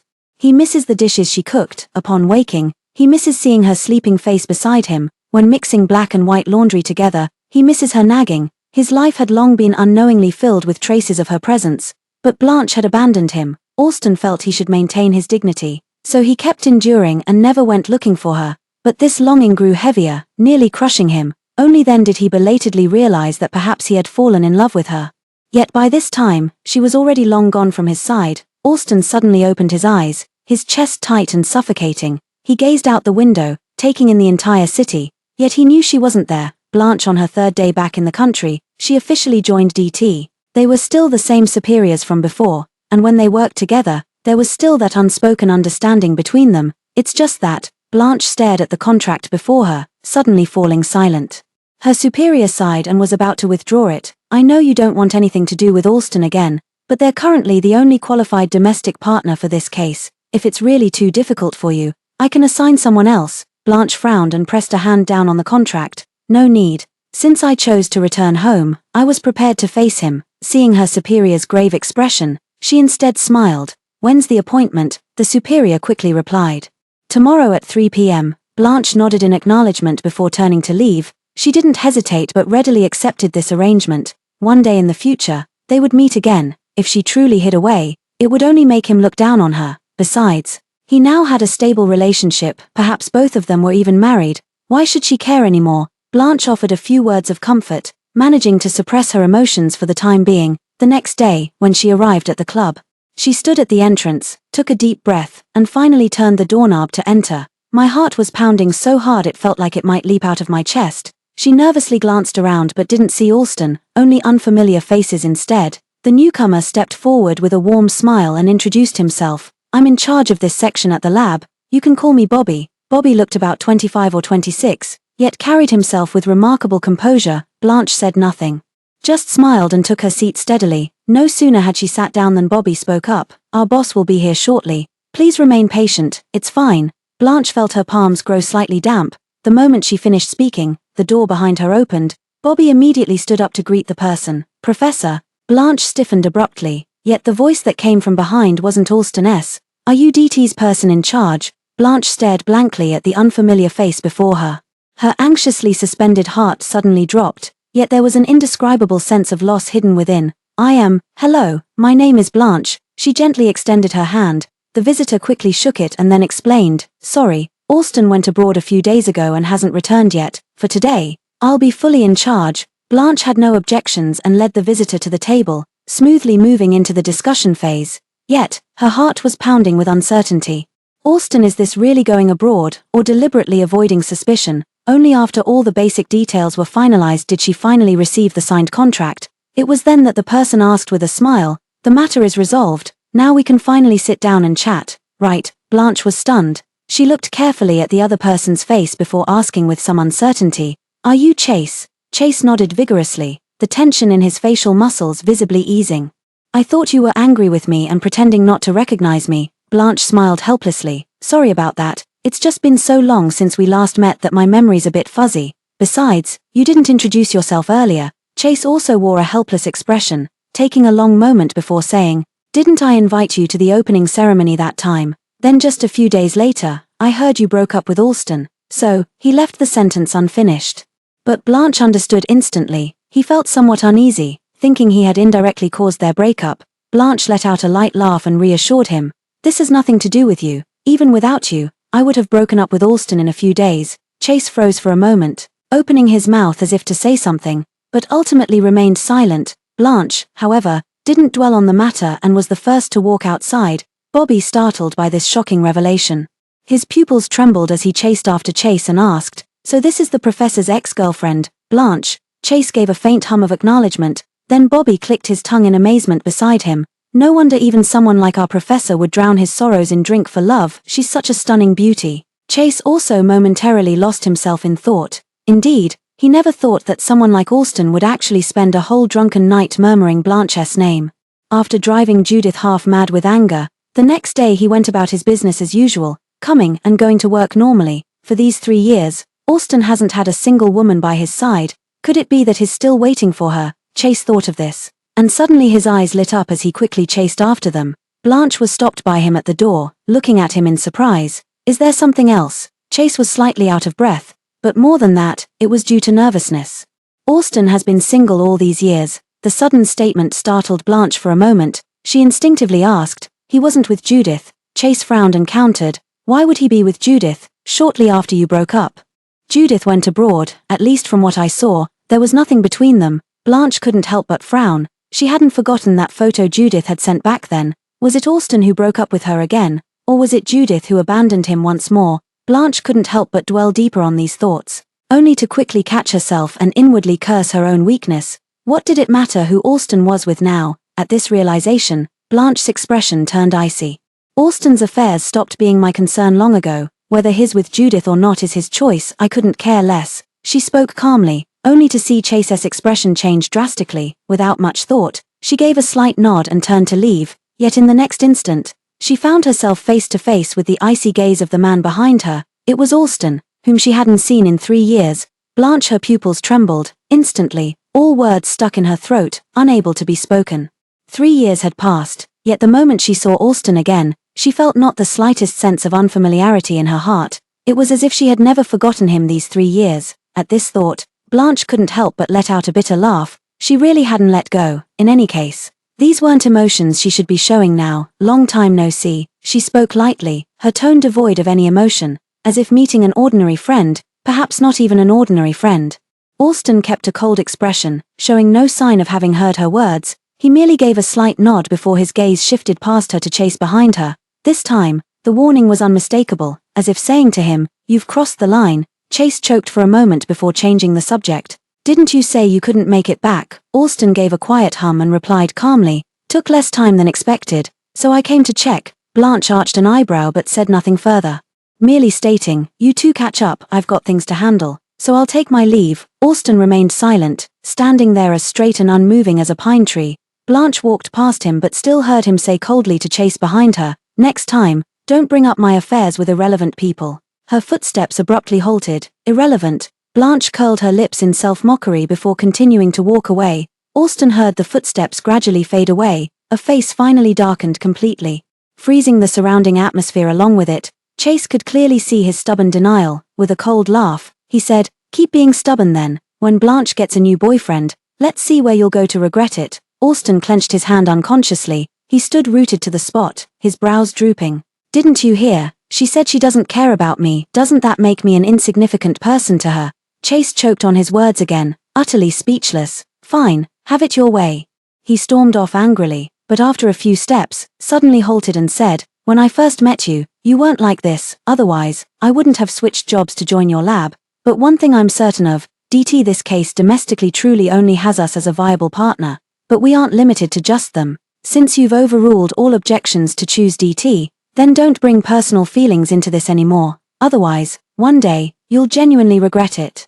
Chase finished speaking and left. Alston stood there with a cold expression for a while, then suddenly felt inexplicably weary. When he learned abroad that this case was being handled by Blanche, he forcibly accelerated his steps and deliberately rushed back. What was it all for? Alston unusually fell into silence, ultimately filled with complexity yet unable to act. On the other side, Blanche returned to the law firm with the contract. She absent-mindedly flipped through the documents before her, her gaze never truly settling on them. Suddenly, there was a knock at the door. It was her assistant. Blanche, the German side has sent another representative. Would you like to come out and meet them? Blanche frowned slightly. She hadn't received any news about someone joining last minute. Though puzzled, she didn't show it and simply stood up to follow her out. Just as they reached the center of the lobby, a familiar male voice rang out. Hello everyone, I'm your new colleague joining the team. My name is Felix, and my Chinese isn't very good. Blanche froze. A faint joy welled up in her heart as she watched the man surrounded by the crowd, and she let out a soft chuckle. Felix, why do you always use this same line when talking to Chinese people? Felix turned his head quickly upon hearing Blanche's voice, grinning widely, clearly remembering back when he had told Blanche that his Chinese wasn't good during their first conversation. Am I wrong though? I genuinely don't know Chinese. If you hadn't taught me, I'd probably need an interpreter just to visit China. Two adorable dimples instantly appeared on his fair-skinned face. Blanche was momentarily dazed, and when she regained her composure, she noticed several female colleagues around her openly or covertly staring at him. He smiled helplessly and said, "Come to my office first. Let's not stand here." She turned and walked away, leading the way for him. Felix quickly followed after her, behind them. The crowd watched their departing figures, whispering among themselves, "That guy must have a thing for our Blanche. No kidding. He chased her all the way from Germany to China, of course he's into her. TSK. Only our Blanche has such charm. She's got men wrapped around her finger." The assistant cleared her throat subtly, giving a meaningful look. "All right, enough chatter, everyone get back to work." Only then did the group disperse. The assistant also secretly glanced toward Blanche's office, their inner gossip instincts surging uncontrollably. Inside the office, Blanche brewed a cup of tea for Felix and casually remarked, "Have some tea, Long Jing, it's decent." Felix nodded, took a small sip, and sincerely said, "Not bad at all. You can only find this kind of quality back home." Blanche let out a light laugh, her eyes brimming with contentment. "Listen to what you're saying. If it weren't for your poor Chinese, anyone would think you're Chinese." Felix shrugged. "What do you mean think? I am Chinese, just didn't grow up here." Blanche knew this perfectly well. Then he immediately followed up with another question. "Why did you suddenly decide to come work in China? Didn't you just get promoted in Germany?" Felix set down his teacup, fingers tracing the rim. "Didn't you say I could come work in China? Or were you just joking?" Blanche was taken aback, recalling the words she said to Felix when she left. It was clear she had merely uttered a polite remark, yet Felix took it to heart. This misunderstanding came completely out of nowhere. Blanche let out a sigh before asking more carefully, "What about your parents? Don't they object to you returning to China? Didn't you say they're getting older and don't want any more upheavals?" Felix nodded, raising his head with calmness in his eyes. "I told them I wanted to return to China. They didn't object, only saying they hoped I could visit our hometown and take some photos for them." Blanche finally felt relieved. She casually asked another question. "Do you need my help with the trip back home?" Felix nodded vigorously and replied in broken Chinese, "Of course. Without your help, I won't find the place." Blanche let out another light chuckle. "Where is your hometown?" Felix thought carefully for a moment, then pulled out an old photo from his pocket. 303, Happiness Street, downtown Beijing. Blanche froze abruptly, her hand stiffening, nearly flung the teacup from my hand. She cried out in shock, "Say that again. Where exactly?" Felix this time pronounced it perfectly clear. "I said, at 303, Xingfu Street, downtown Beijing." Blanche this time she heard it clearly, her face a mix of surprise and delight as she countered. "Do you know where I lived as a child?" Felix shook his head, Blanche suddenly understanding. She smiled and spoke deliberately. "I live at 302, Happiness Street." Felix widened his eyes. They were full of surprise, mixed with a hint of disappointment. "What a pity. I moved abroad when I was 1 year old, and I've completely forgotten all my memories from China, hearing you say that.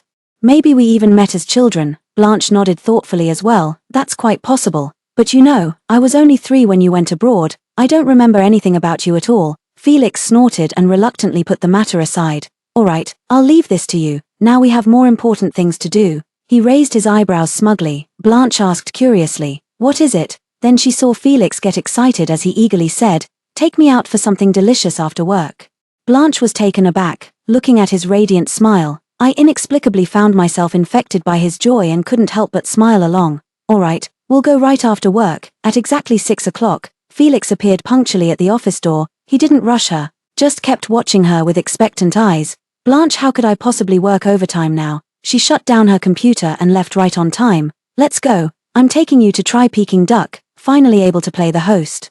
Blanche naturally took him to a famous Beijing restaurant. She had intended to book a private room, but he insisted on experiencing local culture and chose a table in the main hall. Blanche had no objections, though she'd grown accustomed to heading straight for private rooms whenever she'd brought Alston here before. He'd always complained about the noise. She had always loved lively gatherings and cherished her friends. Felix shared her tastes perfectly. After placing their order, Felix still seemed unsatisfied. "What a pity there's just the two of us, otherwise I'd have ordered every single dish on the menu." Blanche looked at him with a smile and promised, "Don't worry, I'll bring you here again next time." Felix's eyes suddenly lit up. "Really?" he asked again in disbelief, his tone tinged with disappointment. "Don't just say it casually like last time, I'll take it seriously." Blanche froze for a moment. She hadn't expected Felix, who seemed so rough around the edges, to actually understand everything. Now feeling somewhat apologetic, she nodded solemnly and replied, "It's true, as long as I'm free." Felix smiled contentedly at last. Just then,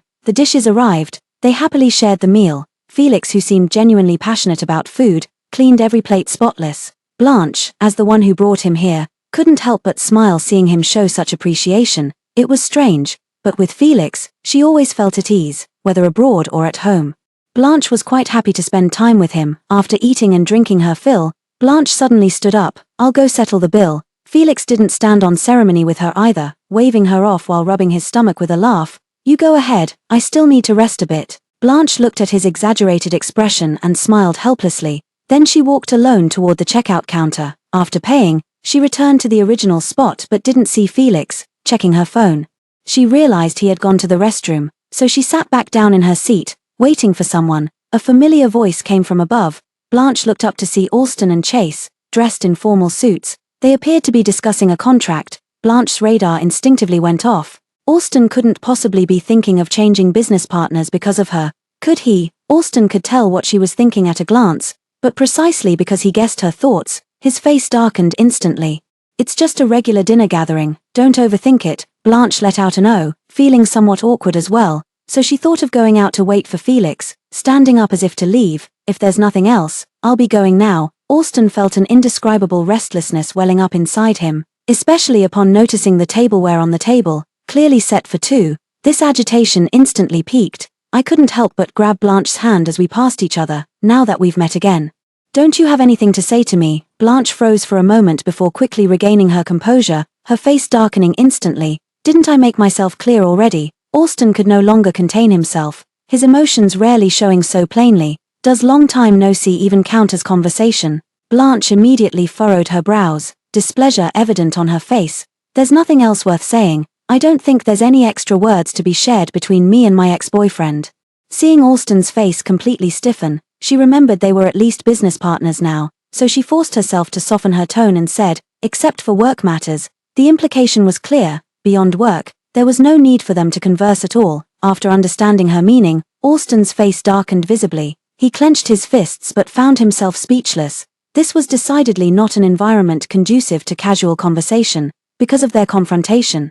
Quite a few people had noticed the commotion here. Chase sighed and reminded, "There are still people waiting." Alston finally snapped back to reality, opening his palm to reveal a deep red mark. "Have it your way." He spoke coldly and then tried to leave, but then he saw a man walking straight toward Blanche, speaking in German. "I'm ready, let's go." He glanced at Alston and asked curiously, "Do you know him?" Blanche replied coldly, "Just a friend, let's go." With that, he was about to leave with him. Alston didn't understand German, but he wasn't blind. He could clearly see Blanche's familiarity with this man. Suddenly, Chase's words from that day flashed in his mind. "How can you be sure Blanche isn't seeing someone now?" In that instant, hormones made the choice before he did. Alston forcefully grabbed Blanche's hand and demanded word by word, "Who is he?" Blanche froze in surprise. Felix, however, darkened his expression and forcefully pried open Alston's grip. Having worked out for years, he was naturally stronger than Alston, a researcher. So even though Alston turned red in the face, he could only reluctantly let go. Speak properly if you have something to say. Keep your hands to yourself." The stuttering Chinese made Alston pause. A foreigner. Blanche was thoroughly irritated. She whispered to Felix, "Let me handle this," then turned a cold gaze toward Alston. "What exactly are you trying to do?" Alston wanted to ask himself the same question, what exactly was he trying to do? But his mind was in chaos, and no questions could form on his lips. Chase watched the drama unfold for a long while before finally interjecting, "Is this the boyfriend you met abroad?" He had just said it casually at the time, never expecting it to actually come true. Blanche subconsciously wanted to deny it, but then met Alston's profound gaze. For some inexplicable reason, she lied. "Yes." Felix paused, looking at her with a complicated expression, but said nothing. Meanwhile, Alston seemed completely dazed upon hearing this. His eyes instantly filled with bloodshot veins, brimming with disbelief. "Did you get a boyfriend?" Blanche was utterly baffled by his retort. With a mocking smile, she shot back, "Alston, you don't actually think I'm obligated to remain chaste for you after we broke up, do you?" Alston felt as if he'd been struck over the head by a club. He opened his mouth, but only bitterness came out. Enough." Blanche shot him an irritated glance. "It's been 3 years, you can date Judith." "But I'm not allowed to." She grabbed Felix's hand and walked away right in front of him. Alston stood there for a long time. "It felt as if something had pierced through my entire heart, the pain unbearable." His complexion grew increasingly pale, as if he might collapse at any moment. Chase, seeing this, could only pat his shoulder and say sincerely, "At this point, perhaps both of you should move forward." With that, he was the first to walk inside. He didn't say much, given Alston's personality. He would soon figure it out. As expected, Alston quickly suppressed his emotions, leaving only a trace of blood red in his eyes. Yet he stubbornly glanced in the direction where Blanche had left, an indescribable obstinacy lingering in his gaze. On the other side, Blanche held Felix's hand as they left the restaurant, her mind in turmoil. Unaware, she continued holding his hand all the way to the underground parking lot before finally letting go. Felix's heart secretly skipped a beat as she released his hand. Once inside the car, neither of them spoke for quite some time. Blanche didn't know how to begin. Felix didn't want to disturb the peaceful atmosphere. Suddenly, Blanche pursed her lips and looked earnestly at Felix. "I'm sorry for using you earlier." Felix still wanted to pretend he didn't understand, mumbling, "The Chinese you were speaking just now was too difficult. I couldn't follow." Blanche was taken aback. Hearing him say he didn't understand, she couldn't quite place the feeling in her heart, only letting out a faint sigh. "Never mind if you don't understand. Let's leave it at that for now." She too vaguely skirted around the topic. When they reached the dormitory building, Blanche found it somewhat amusing instead. "Back in Germany, you were the one who brought me to the dorm. Now that we're back in the country, it's my turn to bring you here. Quite a coincidence, isn't it?" Felix smiled and went along with her words. "Indeed, what a twist of fate. So, how about coming up for a glass of wine before you go?" Blanche shook her head. "I drove here. How am I supposed to get back if I drink?" Felix was about to suggest she could stay at his place when he suddenly remembered his current apartment was only 40 square meters with just a single bed, so he said nothing more. "All right then, I'll head up first. See you tomorrow," he said this to Blanche. Blanche gave a soft in response, but noticing he hadn't gotten out of the car, she turned to look at him only to meet his sparkling eyes. Suddenly, her heart seemed to skip a beat, and she replied with a mix of helplessness and delight, "See you tomorrow." Only after getting the response he wanted did Felix finally step out of the car and quickly head upstairs to leave. Blanche inexplicably felt as if she just dropped off a girlfriend. After laughing, he also drove away. Felix stepped into the room, and his expression immediately turned stern. The feeling he had just experienced in front of Blanche vanished without a trace. He took a bottle of red wine from the fridge, poured it into a glass, and then staggered toward the window. The dusk in China is different from that in Germany. He could see uncles and aunts downstairs walking arm in arm to the square dance, the unfamiliar air carrying a sense of tranquility he had never smelled before. Felix had just taken a sip.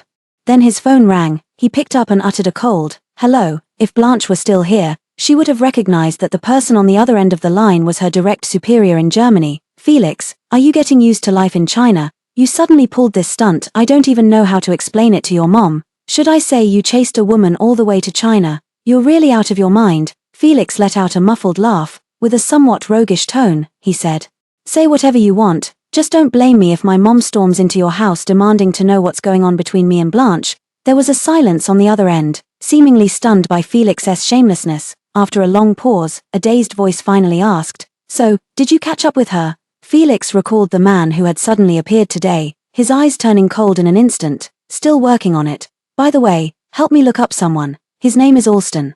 I want every detail about him, don't leave out a single thing. Blanche finally made it home and, after a shower, couldn't wait to collapse into bed. Little did she know, Alston's calls would come one after another like relentless death knells. Blanche frowned, hanging up on each one, and when it seemed he wouldn't stop, she irritably blocked his number altogether. Only then did the world fall silent. Who would have thought that after just 5 minutes, the phone rang again? Blanche was instantly irritated and ready to answer with a string of curses, but then she saw it was her boss calling. She immediately hit the brakes, and the words on the tip of her tongue transformed into a calm, "What's up? Calling me at this hour, did something go wrong with one of the contracts?" But her boss's first words were, "Alston is our client." What were you thinking, blocking them for no reason? Blanche froze for a moment, then a wave of silent resentment began to spread. Well, after 3 years apart, Alston has learned to throw his weight around. Blanche certainly couldn't tell her boss about her old history with Alston, so she could only grit her teeth and reply, "Alright, I understand, I'll pull him out right now." The boss hung up the phone, satisfied, probably having gotten the news.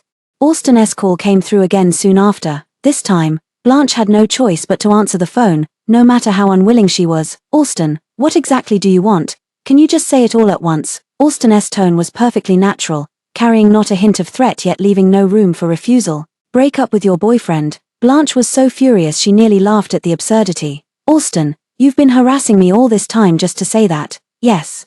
Alston responded without hesitation. Blanche also sneered coldly. "Then let me tell you now, impossible." She hadn't intended to use Felix to provoke him again, but hearing his current demand felt like he was grinding her rationality into the dirt. "My boyfriend and I have been together for 3 years, and our relationship is very stable now. We might even get married in the future. Can you please stop meddling in my affairs?" Alston suddenly began breathing heavily, as if forcibly suppressing something. "Before you left, what did you mean by saying I was with Judith?" He changed the subject quickly, as if he had just come up with an excuse to avoid the topic after hearing her mention marriage. Blanche frowned. "Nothing much, I've already stepped aside for you, so you should naturally be with your first love now." Alston's voice suddenly rose a few pitches. "After we broke up, I never got together with any other woman, unlike you." He only spoke half the sentence, but it was enough for Blanche to guess the rest. She smiled sarcastically. Perhaps Judith had posted that social media update intentionally, or maybe the man's hand in the photo was photoshopped after all. Given their current relationship, Alston had no reason to lie about this matter. So what? Whether he was with Judith or not doesn't matter anymore. She had made her decision 3 years ago, and there was no changing it now. "I understand." Blanche responded coldly and said bluntly, "I'll say it again, Alston, we're done. Who you choose to be with in the future has nothing to do with me. I also hope we don't contact each other outside of work. That's all, I'm hanging up now." Blanche promptly ended the call. "Now that I've spoken my mind, the suffocating feeling in my chest seems to have eased considerably." Just then, with a buzz, my phone received another message. It was from Alston. Blanche figured Alston must have been angered by her, hence the harsh message, but never did I expect that after unlocking it, there would be such a message dripping with a tone of humility. "You're just dating, not getting married." Blanche was utterly shocked. She read the text several times in disbelief, yet couldn't bring herself to believe it was sent by Alston. His meaning was obvious. He wanted to get back together. Only a fool wouldn't see what he was implying. But it's precisely because I saw it that it felt horrifying. Blanche, back when we were together, I almost never sensed such enthusiasm from him. It didn't seem like something he would do, to actively seek reconciliation after a breakup. Blanche's expression shifted repeatedly. In the end, I chose not to reply at all, quietly adding his number back to the block list instead. Perhaps he was acting on impulse, driven mad by passion, but she remained sane. Those 10 years of chasing had already drained all her strength. Getting back together, unless she truly lost her mind, she would never do such a thing. Alston sat on the sofa, feeling as if sitting on pins and needles. Half an hour had passed since he sent that vaguely conciliatory message, yet his phone remained completely silent, not a single reply in sight. Alston thought, even if someone suddenly went to take a shower, they should have been out in half an hour by now. So he held his breath and sent another message, but what appeared in the chat box was an excruciatingly glaring red exclamation mark. He had been Blanche blocked again. Alston's heart instantly plummeted from great heights, shattering into pieces upon hitting the ground. He stared blankly ahead. There was nothing in the air, yet it felt as if a shadowy figure lingered. In the Blanche 3 years since their breakup, he often felt someone's presence accompanying him in the empty air. He knew very well that he was ill, yet he dared not seek treatment, because he was afraid this person would disappear from his world. At this moment, before his eyes, Blanche sat there wearing the familiar warm yellow pajamas, working on her laptop while occasionally glancing at him. "Why do you keep looking at me?" Alston had never asked before, because he was accustomed to ignoring her loving gaze. But now, he wanted to ask, "Blanche, do you still love me?" The words left his lips. Yet the vast room held only the sound of his own breathing. Blanche's shadow had vanished, there was nothing there at all. Alston finally closed his eyes in unbearable shame, his heart filled with desolation. The next day, Blanche went to the law firm intending to continue advancing the case, but was summoned into the supervisor's office. The lab suddenly encountered some issues and says they need to delay the delivery timeline. The supervisor hesitated before speaking. "Go find out what exactly happened. This case absolutely cannot be delayed. If they need anything from us, accommodate them as much as you can." Although the boss said so, his eyes clearly showed he was willing to cooperate at any cost. Blanche clenched her hands, feeling a vague sense of helplessness growing in her heart. She had no idea Alston was really thinking, but she couldn't avoid discussing work matters with him. Blanche let out a sigh and relented. "Understood, I'll go visit in person." After leaving the office, she returned to her desk, expressionlessly picked up the phone, pulled up the original document, made a few detailed changes, and printed out a new copy. Holding the freshly printed contract, she grabbed her coat from the chair and walked out the door. Late autumn, and bitterly cold outside. Blanche arrived at Alston's laboratory with a slightly pale complexion. She rarely came to this side, and after 3 years, most of the original employees had been replaced. As a result, everyone assumed she was DT Law Firm's employee rather than their professor's ex-girlfriend, until one day, a girl spotted her by chance and gasped in shock, her eyes filled with unmistakable disgust. "Blanche, how dare you come looking for Professor Blanche?" Blanche let out a cold laugh. She also recognized this person as a longtime lab employee who knew about her relationship with Alston. As for why this person harbored such inexplicable malice toward her, coincidentally, Blanche wanted to know why too. As the girl's accusatory words landed, the atmosphere around them instantly froze. Everyone's gaze toward Blanche took on a peculiar quality. It was as if she had done something wrong. Blanche remained motionless, but filed away the suspicion in her mind. Fortunately, Alston soon appeared, and upon seeing her, a clear flicker of joy lit up his face. Blanche raised an eyebrow.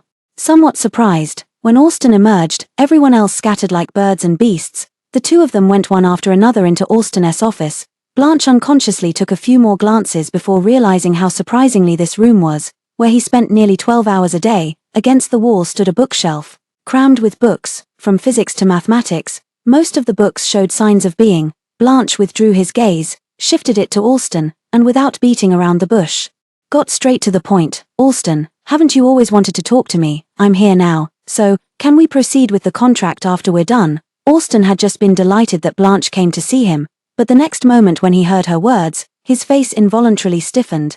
The originally relaxed atmosphere became somewhat awkward. Blanche didn't want to talk to him for this very reason. He was always icy. When he was happy, he would chat with her a bit more. When unhappy, he would make everyone around him equally miserable with his coldness. This was a form of subtle control, though he remained unaware of it. "Do you really despise me so much? Is there nothing else you want to talk to me about besides work? Like the truth about why you went abroad back then?" Alston hinted with a trace of sorrow flashing through his eyes. Blanche frowned, knowing full well that if this matter wasn't cleared up now, it would never end. "Fine, I'll tell you."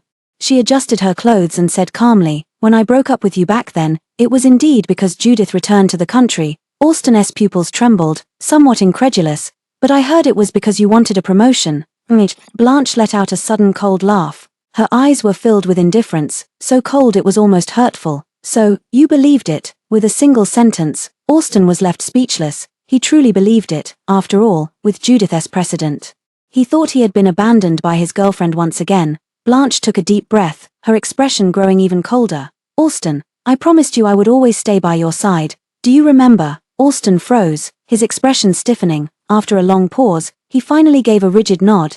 Blanche then continued, "I promised you, and I won't leave you just for a promotion. I don't know where you heard such absurd rumors, but I don't care, because in the end, you believed them. That's what matters." Suddenly, she remembered that inexplicable text message from her boss that year.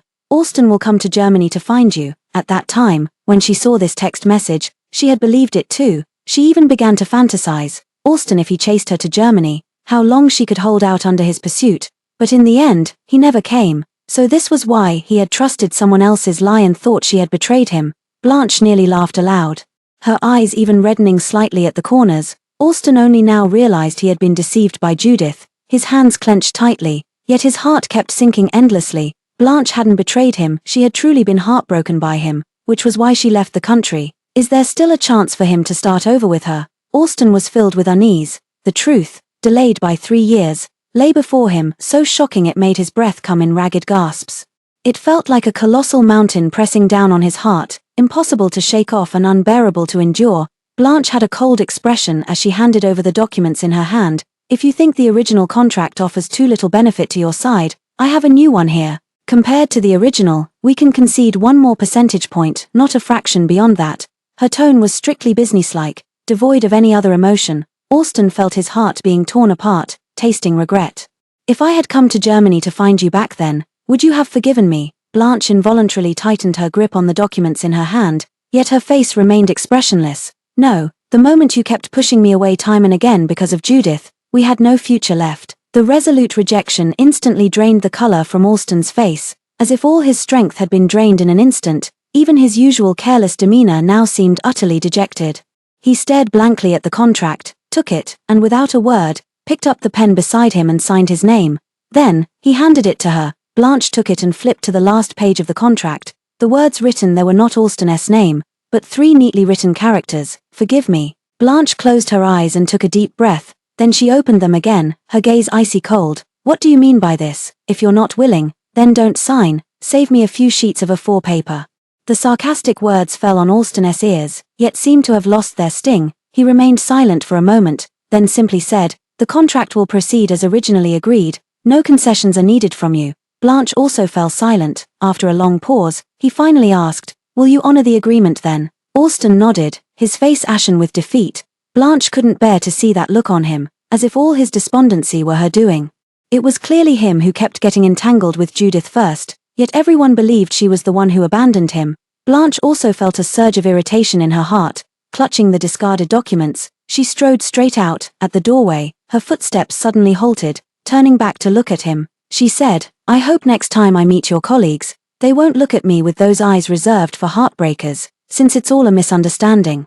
I'd appreciate it if you'd clear things up as soon as possible. My reputation is also important." With that, she turned and left without hesitation. Alston took several deep breaths, then darkened his expression and pressed the intercom. "All hands meeting in 30 minutes. Not a single person can be absent." After leaving the laboratory, Blanche sent a message to their superior. Resolved, he closed his phone and stopped concerning himself with work matters. At this moment, there was a bitterness in her heart. She thought that after going to Alston's office once and clearing everything up, she would feel less upset. But she never expected that for these 3 years, Alston had been holding resentment towards her. The misunderstanding had existed between them from the very beginning.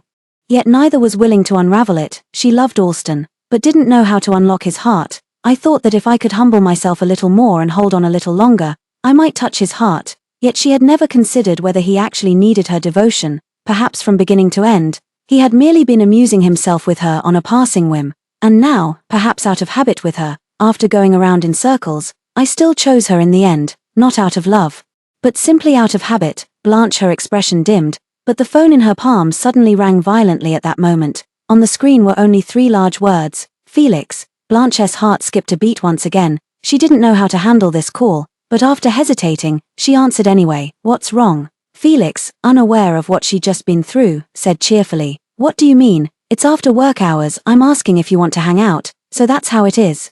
Blanche let out a sigh. There were simply too many things happening today, and now all she wanted was to drown her exhaustion with alcohol. Without giving it much thought, she replied directly, "Forget it, let's make plans another time." Felix's voice paused for a moment, but without further comment, he readily agreed. Blanche gave a soft hum before hanging up the phone, quickly sending the address to Lambert, Nightfall Bar. "Come quickly." Alston had just stepped out of the laboratory when Chase dragged him off to the bar. Chase, who would have thought this guy with his thick eyebrows and big eyes was actually one of those drinking enthusiasts. Alston was by nature averse to bustling places, yet Chase's single remark, "Don't you want to let off some steam?" was enough to persuade him, and upon arriving at the bar, this thought faintly turned into regret. In the dance floor, everyone was wildly shaking their heads.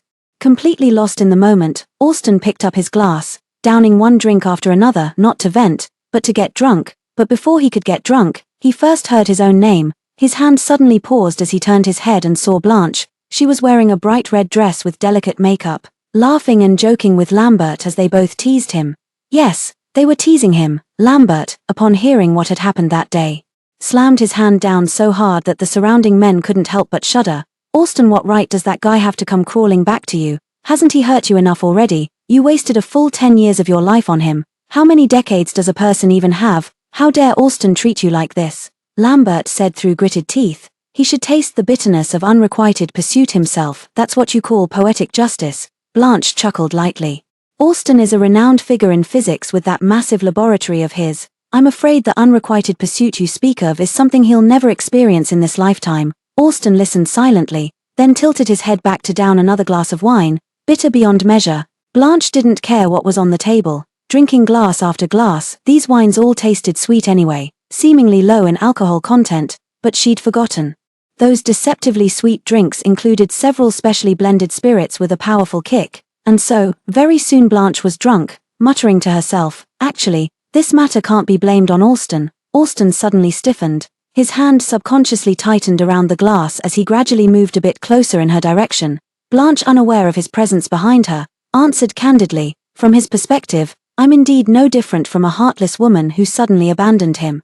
If I came home from work one day to find all the luggage gone and my boyfriend ended things with just a breakup text, I'd be devastated too, she added with particular emphasis. Even if I didn't love him. Austin heard this and desperately sought to make amends in his heart. No, I love you very much, alas. No one could hear it anymore. Blanche silently downed another glass of wine, her mind growing increasingly hazy. But tell me, what exactly is Austin thinking?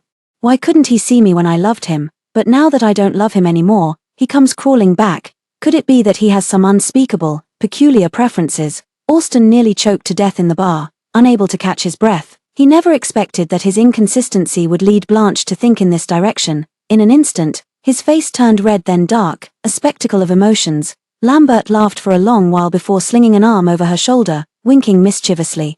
Why are you still curious about him? Could it be you haven't gotten over him yet? Austin held his breath. His gaze involuntarily drifted toward Blanche's face. What are you talking about? In this world, the last person I'd ever reconcile with is him, Austin. Blanche was thoroughly drunk, yet her vicious words spilled out one after another. He deserves to grow old alone, to spend his whole life with lab equipment. Austin gazed deeply at Blanche, then lowered his head, concealing the boundless disappointment and pain in his eyes, absent-mindedly swirling the wine glass in his hand. His striking looks had drawn covert glances from numerous women around him. It wasn't until a woman confident enough in her own beauty made the first move and approached him.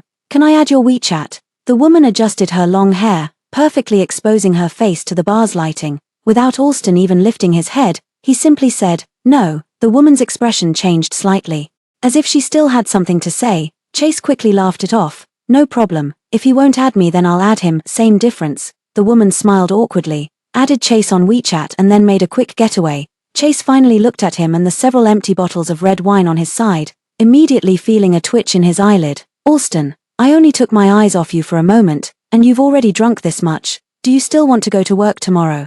His voice was so loud that several nearby tables couldn't help but glance their way. Blanche and Lambert were no exception. Austin paused mid-step, feeling Blanche's gaze like searing flames upon him, burning with startling intensity. He took a deep breath, mustering his courage to look toward Blanche's direction again, only to find her figure already gone. It felt as if a hole had suddenly torn open in his heart, letting countless emotions leak away. Austin replied hoarsely, I'm a bit drunk, heading home now. Will you stay, or come with me? Chase was busy chatting up another woman when he heard this. With a tone of regret, he said, go on then, leave. Had I known you'd be this boring at a bar, I'd have brought someone else. Austin rarely refrained from arguing back, but this time he just silently followed behind as they left. His eyes scanned the bar, desperately hoping to catch a glimpse of Blanche and Lambert somewhere in the crowd. Finally, at the bar entrance, Lambert was hailing a taxi across the street, while Blanche stood swaying drunkenly by the door, clearly completely wasted. Austin couldn't help but step forward just as she leaned back, falling right into his arms. Blanche, mistaking him for Lambert, closed her eyes in relief and mumbled, let's go home. That guy Austin is in the bar too. We need to escape before he catches us. Austin let out a bitter laugh. Even in her drunken state, all she could think about was how to escape him.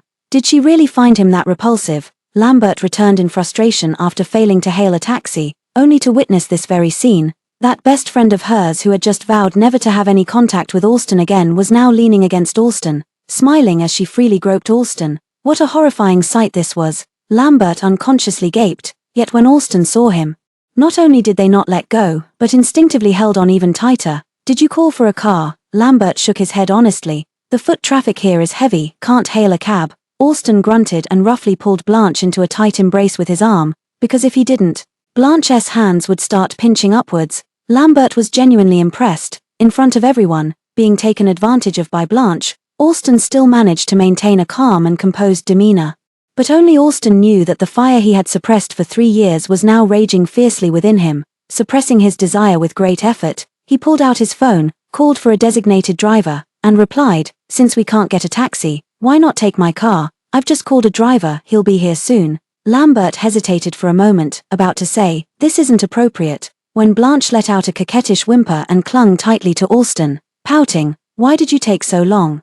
I've been waiting for you at the bar forever." At this sound, all 3 people present froze. Chase and Lambert froze in embarrassment, but Alston froze in silence. He didn't say a word, only held her even tighter. Lambert shook his head helplessly at the sight and said nothing more. As he had said, the designated driver arrived quickly. The 4 of them got into the car, Chase in the passenger seat, while the other 3 squeezed into the back. No sooner had they settled in the car than Blanche started acting up again, wrapping her arms around Alston's neck and whining incessantly, "My head hurts so much, Alston. Do you know that?" Alston helped her down, gently patting her back with his hand. Though his movements were somewhat clumsy, there was a tenderness to them. "Can you bear with it for a while? We have hangover medicine at home. I'll give it to you when we get back." Blanche obediently lay in his arms, nodded, then furrowed her brows and closed her eyes. Lambert snorted, finally getting his way, and hastily said, "Blanche won't be going back to your place. Just find some random hotel for her to stay at." Alston, however, disagreed. "Drunk people need someone to watch over them, otherwise if vomit refluxes, there's a risk of choking." Lambert was taken aback. This was something he hadn't considered, freezing instantly.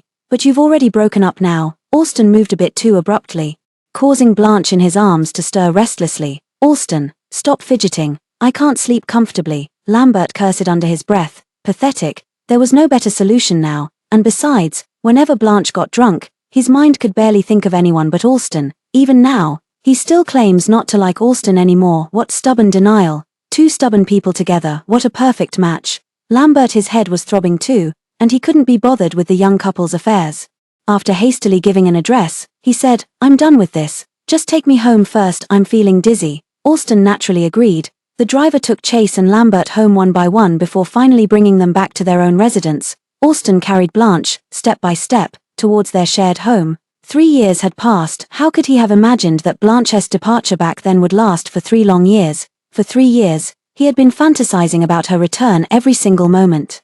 So much so that he didn't dare change even a single piece of furniture. Even when the sticky notes lost their adhesive, he painstakingly glued each one back with a glue stick. The moment the door opened, Alston lowered his head and gently placed a kiss on Blanche's cheek, hoarsely whispering, "Blanche, we're home." Blanche was now in a daze, barely catching what he was saying, only vaguely hearing the word home, then smelling the most familiar scent from memory, she instantly melted, clinging to Alston like a dodder vine. "Alston, I feel dizzy." A single sentence sent Alston's reason teetering on the brink. He took a deep breath, his arms trembling as he held her, yet stubbornly refusing to let go. He didn't know if Blanche would scold him for taking advantage when she woke up, but all he wanted now was to care for her, just as she had once cared for him. So, he laid Blanche down on the bed and gently wiped the makeup from her face with a towel.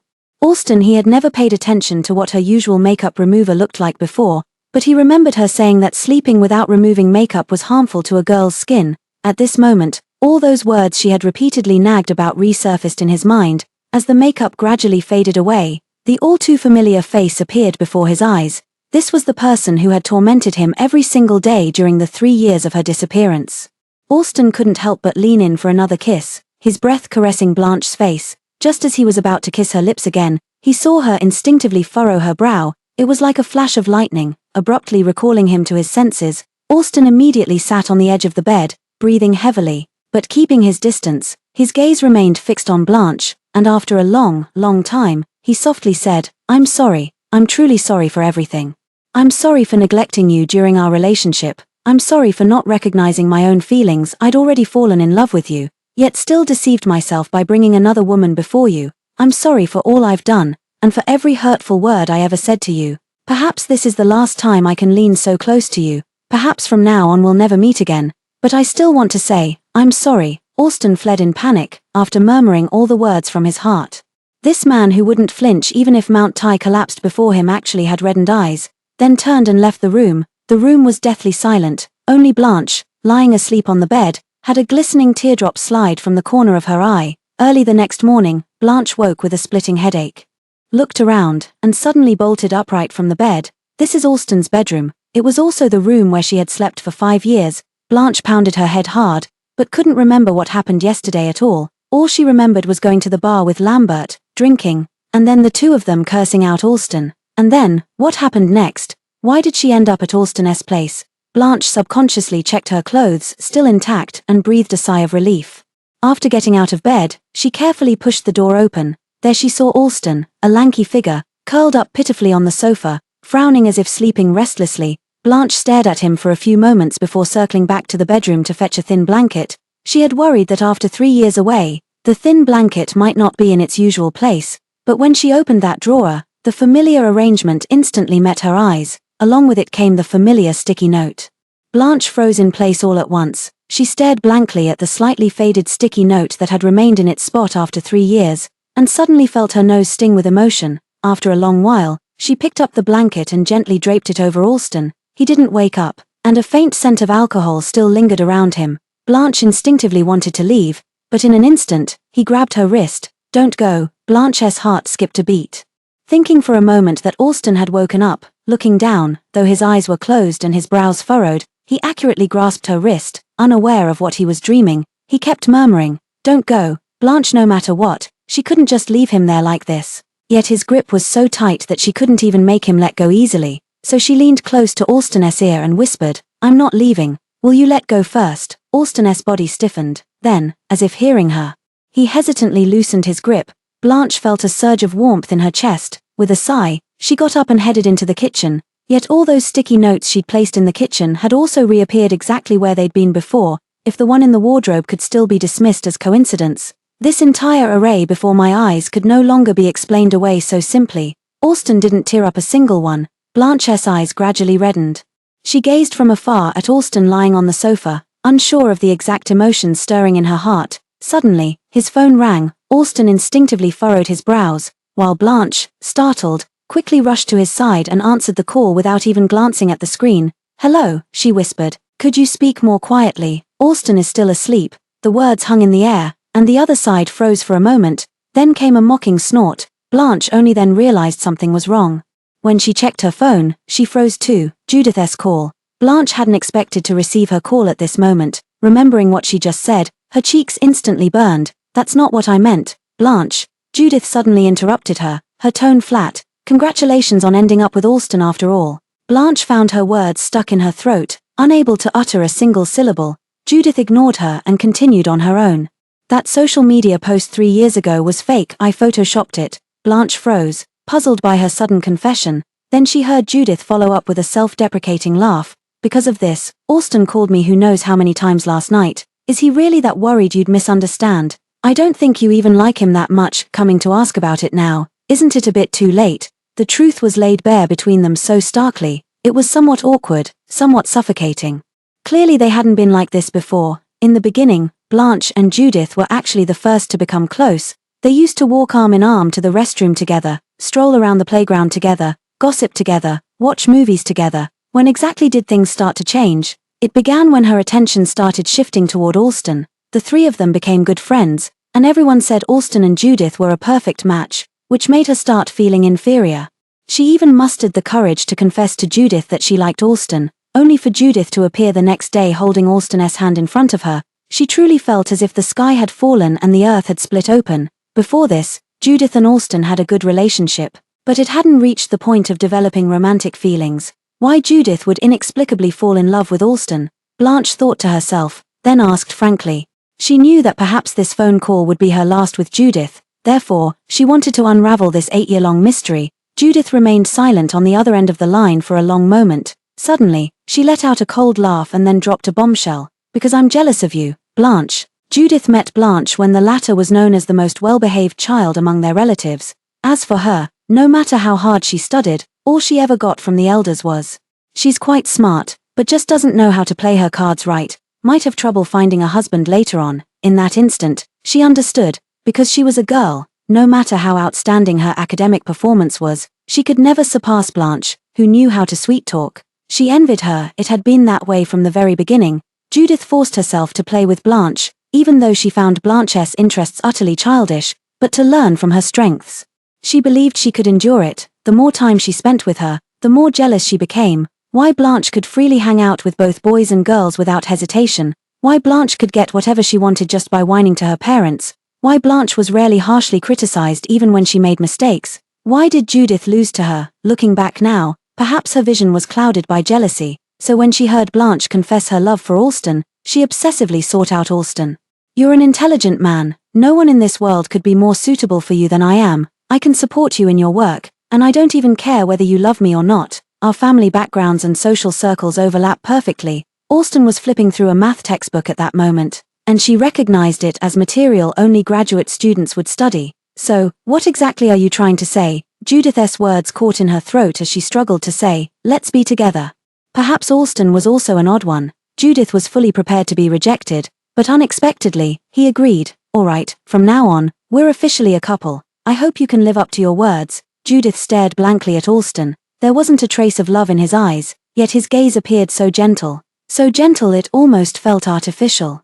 Judith got everything she wanted, yet was never happy, so she ran away. Alston found her at the most carefree moment of her life. "Didn't you promise to marry me after graduation?" Judith looked at the man before her, feeling utterly uncertain in her heart. Did she love Alston? She must have, for this man perfectly matched all her criteria for an ideal partner. Doesn't she love him? Then why did she snatch him back from Blanche's hands? Thinking this, she inexplicably blurted out, "Alston, do you know Blanche likes you?" Immediately, she saw intense emotional turbulence appear in Alston's eyes. He was astonished, shocked, and even somewhat panicked. Judith understood everything in an instant. She wasn't the only one who had been slow to realize. "Go back, Blanche is waiting for you." So Alston obediently returned. A few months later, she saw Blanche's social media post a photo of her and Alston holding hands. They were together. Judith's heart twisted again in an instant.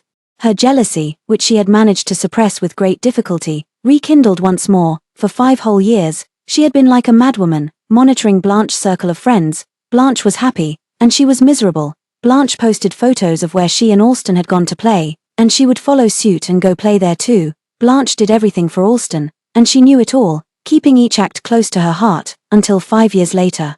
When she returned home and met Blanche again in that fleeting moment, Blanche saw Alston with her, the faint pain in his eyes bringing her a twisted sense of pleasure. Judith felt as though her heart were being torn apart, yet deliberately said, "Blanche, long time no see." From that moment on, she decided she would snatch Alston back from Blanche, but things didn't go as smoothly as Judith had hoped. After 5 years with Blanche, Alston's heart had also become fickle. He couldn't distinguish between love and suitability, even though she deliberately twisted his feelings, constantly bringing up how he used to love her.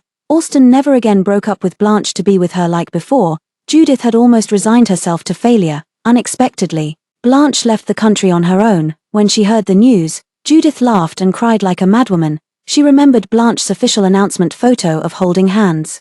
So she dug it out and photoshopped her own hand into it. She hesitated for 3 whole days before finally sending the photo, visible to Blanche only. The moment she pressed confirm, Judith broke down completely. She truly believed herself to be the most detestable person in the world, and so she ran away once again. Then, as if retreating into her protective shell, she deliberately forgot everything, until Alston's sudden phone call. "Judith, why did you post that photo?"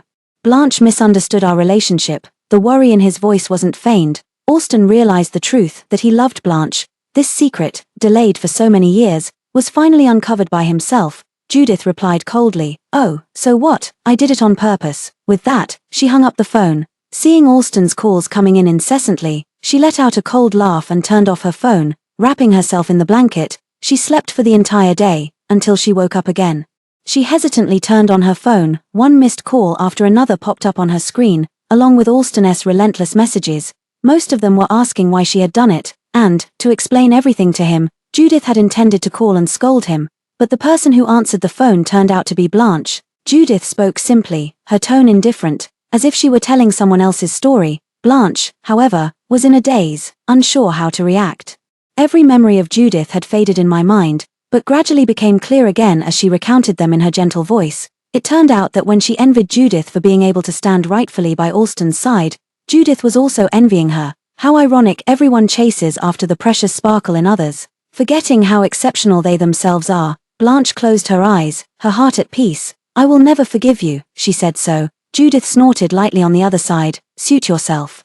But I still have to tell you, I was once jealous of you too. Blanche's words struck Judith's ears like a sudden storm. She numbly clutched her phone, unable to react even after Blanche hung up the call. Only after a long while did she suddenly burst into laughter, as if finally understanding. In her laughter, there was relief, guilt, and regret, but no longer the yearning for what could not be or the stubborn persistence. In that moment, she finally made peace with her past. Blanche hung up the phone and turned her gaze to Alston, brows furrowed, his eyes brimming with complex emotions. Alston, when he regained consciousness, the sun was already high in the sky. He suddenly woke with a start and rushed to the bedroom, only to find it neatly tidied up, yet conspicuously devoid of that person's presence. A wave of desolation washed over him. Alston, with heavy steps, he made his way to the kitchen. Intending to pour himself a glass of cold water, his head always throbbed after drinking. Yet, a small bowl sat in the otherwise tidy kitchen. He walked over and immediately recognized it as Blanche's hangover remedy tea. In that moment, he was overwhelmed with grief. Blanche had made that bowl of hangover tea without a single thought in her mind. It was only after she had done it that she realized what she had done. After hastily leaving Alston's house, her heart was still pounding uncontrollably. This night had been truly thrilling. So many unresolved matters that had weighed on her were finally set free after this night passed. Perhaps the only difference between people is a mouth that can speak honestly. Blanche sighed, not thinking much of it, and returned to her own home. Just as she was about to take out her keys to open the door, she saw a man crouching at the entrance. Felix. Blanche suddenly froze in her tracks. How could you be here? Her voice came out hoarse as she spoke. Felix finally staggered to his feet. His eyes were bloodshot, and his entire demeanor tensed up, completely different from the Felix she had known before. Did you get back together with Alston? Blanche was taken aback. Without another word, he just took out his keys and opened the door. Come in first, then we'll talk. Felix instinctively sensed something was amiss, yet found himself powerless to resist Blanche's invitation. He obediently entered, only to see Blanche sitting on the sofa.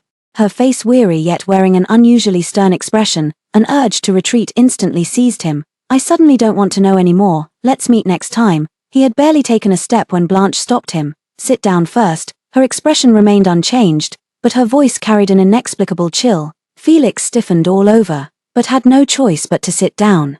Did you investigate me? Facing Blanche's cold gaze, he couldn't lie. Yes. Blanche took a deep breath before asking, why investigate me? Felix lowered his head and said heavily, because I like you. Blanche let out a cold laugh. Just because you like someone, you can investigate them. Just because you like someone, you can lie. Felix was left speechless by the retort. Blanche closed her eyes, slowly pushing down the frustration in her heart. What else are you hiding from me? If you could investigate where I live, you're clearly not just some ordinary worker like you claimed. Felix stiffened, then ultimately chose to come clean. DT Agency's owner is my uncle. I came to DT just to gain internship experience. Blanche snorted coldly again. Now, everything became crystal clear. She said, Felix clearly didn't come from a well-off family, but he pretended so well that he completely fooled her. Felix, I can't trust you anymore. Blanche's gaze grew complex. Yet the words from her lips were resolute. You know, what I can least tolerate is deception. Had you told me the truth from the start, we might still have been friends, but you didn't. You chose to build our relationship on lies. I'm sorry, I can't accept this. Felix's face instantly turned deathly pale. I can explain. It was Uncle who told me not to reveal my identity to others. He was worried people would treat me differently because of it. His voice trailed off as he spoke, clearly. Even he realized something wasn't quite right. Blanche at this moment, her head throbbed so badly she nearly fainted. She hastily stood up and pushed him out the door. All right, you go out first. Let me think this through alone. Felix didn't dare resist and obediently let himself be ushered out the door. Yet he still faced the door and whispered, I'm sorry, Blanche, I didn't mean to deceive you. Blanche naturally couldn't hear him. She was just exhausted by the people around her who never gave her peace. After sending the text to request leave, she collapsed onto the bed and fell into a deep sleep within just a minute. She woke up again, startled by the urgent knocking at the door. Blanche gritted her teeth, got up from the bed, and opened the door, only to find Alston holding a bouquet of flowers and Felix, who had clearly not returned all night, The two of them glared at each other, their eyes burning with the desire to fight. Felix being childish was something she could understand, but she truly hadn't expected Alston to get involved as well. Seeing the door wide open, Alston quickly thrust the bouquet of flowers forward and said earnestly, "Blanche, I know I've done many wrong things that hurt and upset you. I apologize for all of them. I truly know I was wrong. You can keep scolding me, hating me, but I won't give up, even if you have a boyfriend now. I can still fight for love." Her eyes widened as she swiftly stepped forward to cover his mouth. Felix was stunned and hurried forward to pry her hand away. "How could you touch his mouth with your hand? That's disgusting." Alston could bear it no longer and was tempted to shove the flowers right into his mouth. "What's it to you? Blanche can be as close to me as she wants." Blanche immediately felt her head throbbing again from their arguing. She gritted her teeth and said, "Both of you, get out of here." Alston and Felix instantly changed their expressions, quickly softening their demeanor. "We were just joking with you. Actually, we get along pretty well. Yeah, not bad at all." Blanche didn't know whether to laugh or cry. The tension she had been holding inside gradually dissipated without her realizing it. Perhaps it was resignation, or some other indescribable emotion. Suddenly, she no longer wanted to dwell on it. Maybe being friends wasn't such a bad alternative if they couldn't be lovers. Who can really predict what the future holds? "Let's start over." Blanche smiled, her gaze drifting forward to rest on someone's face. "Starting as friends," she hastily added, watching as unprecedented joy instantly blossomed across that person's face before her. "All right, let's start as friends." He finally smiled with relief, tears glistening in his eyes. "Who said friends can't eventually become lovers?" The end.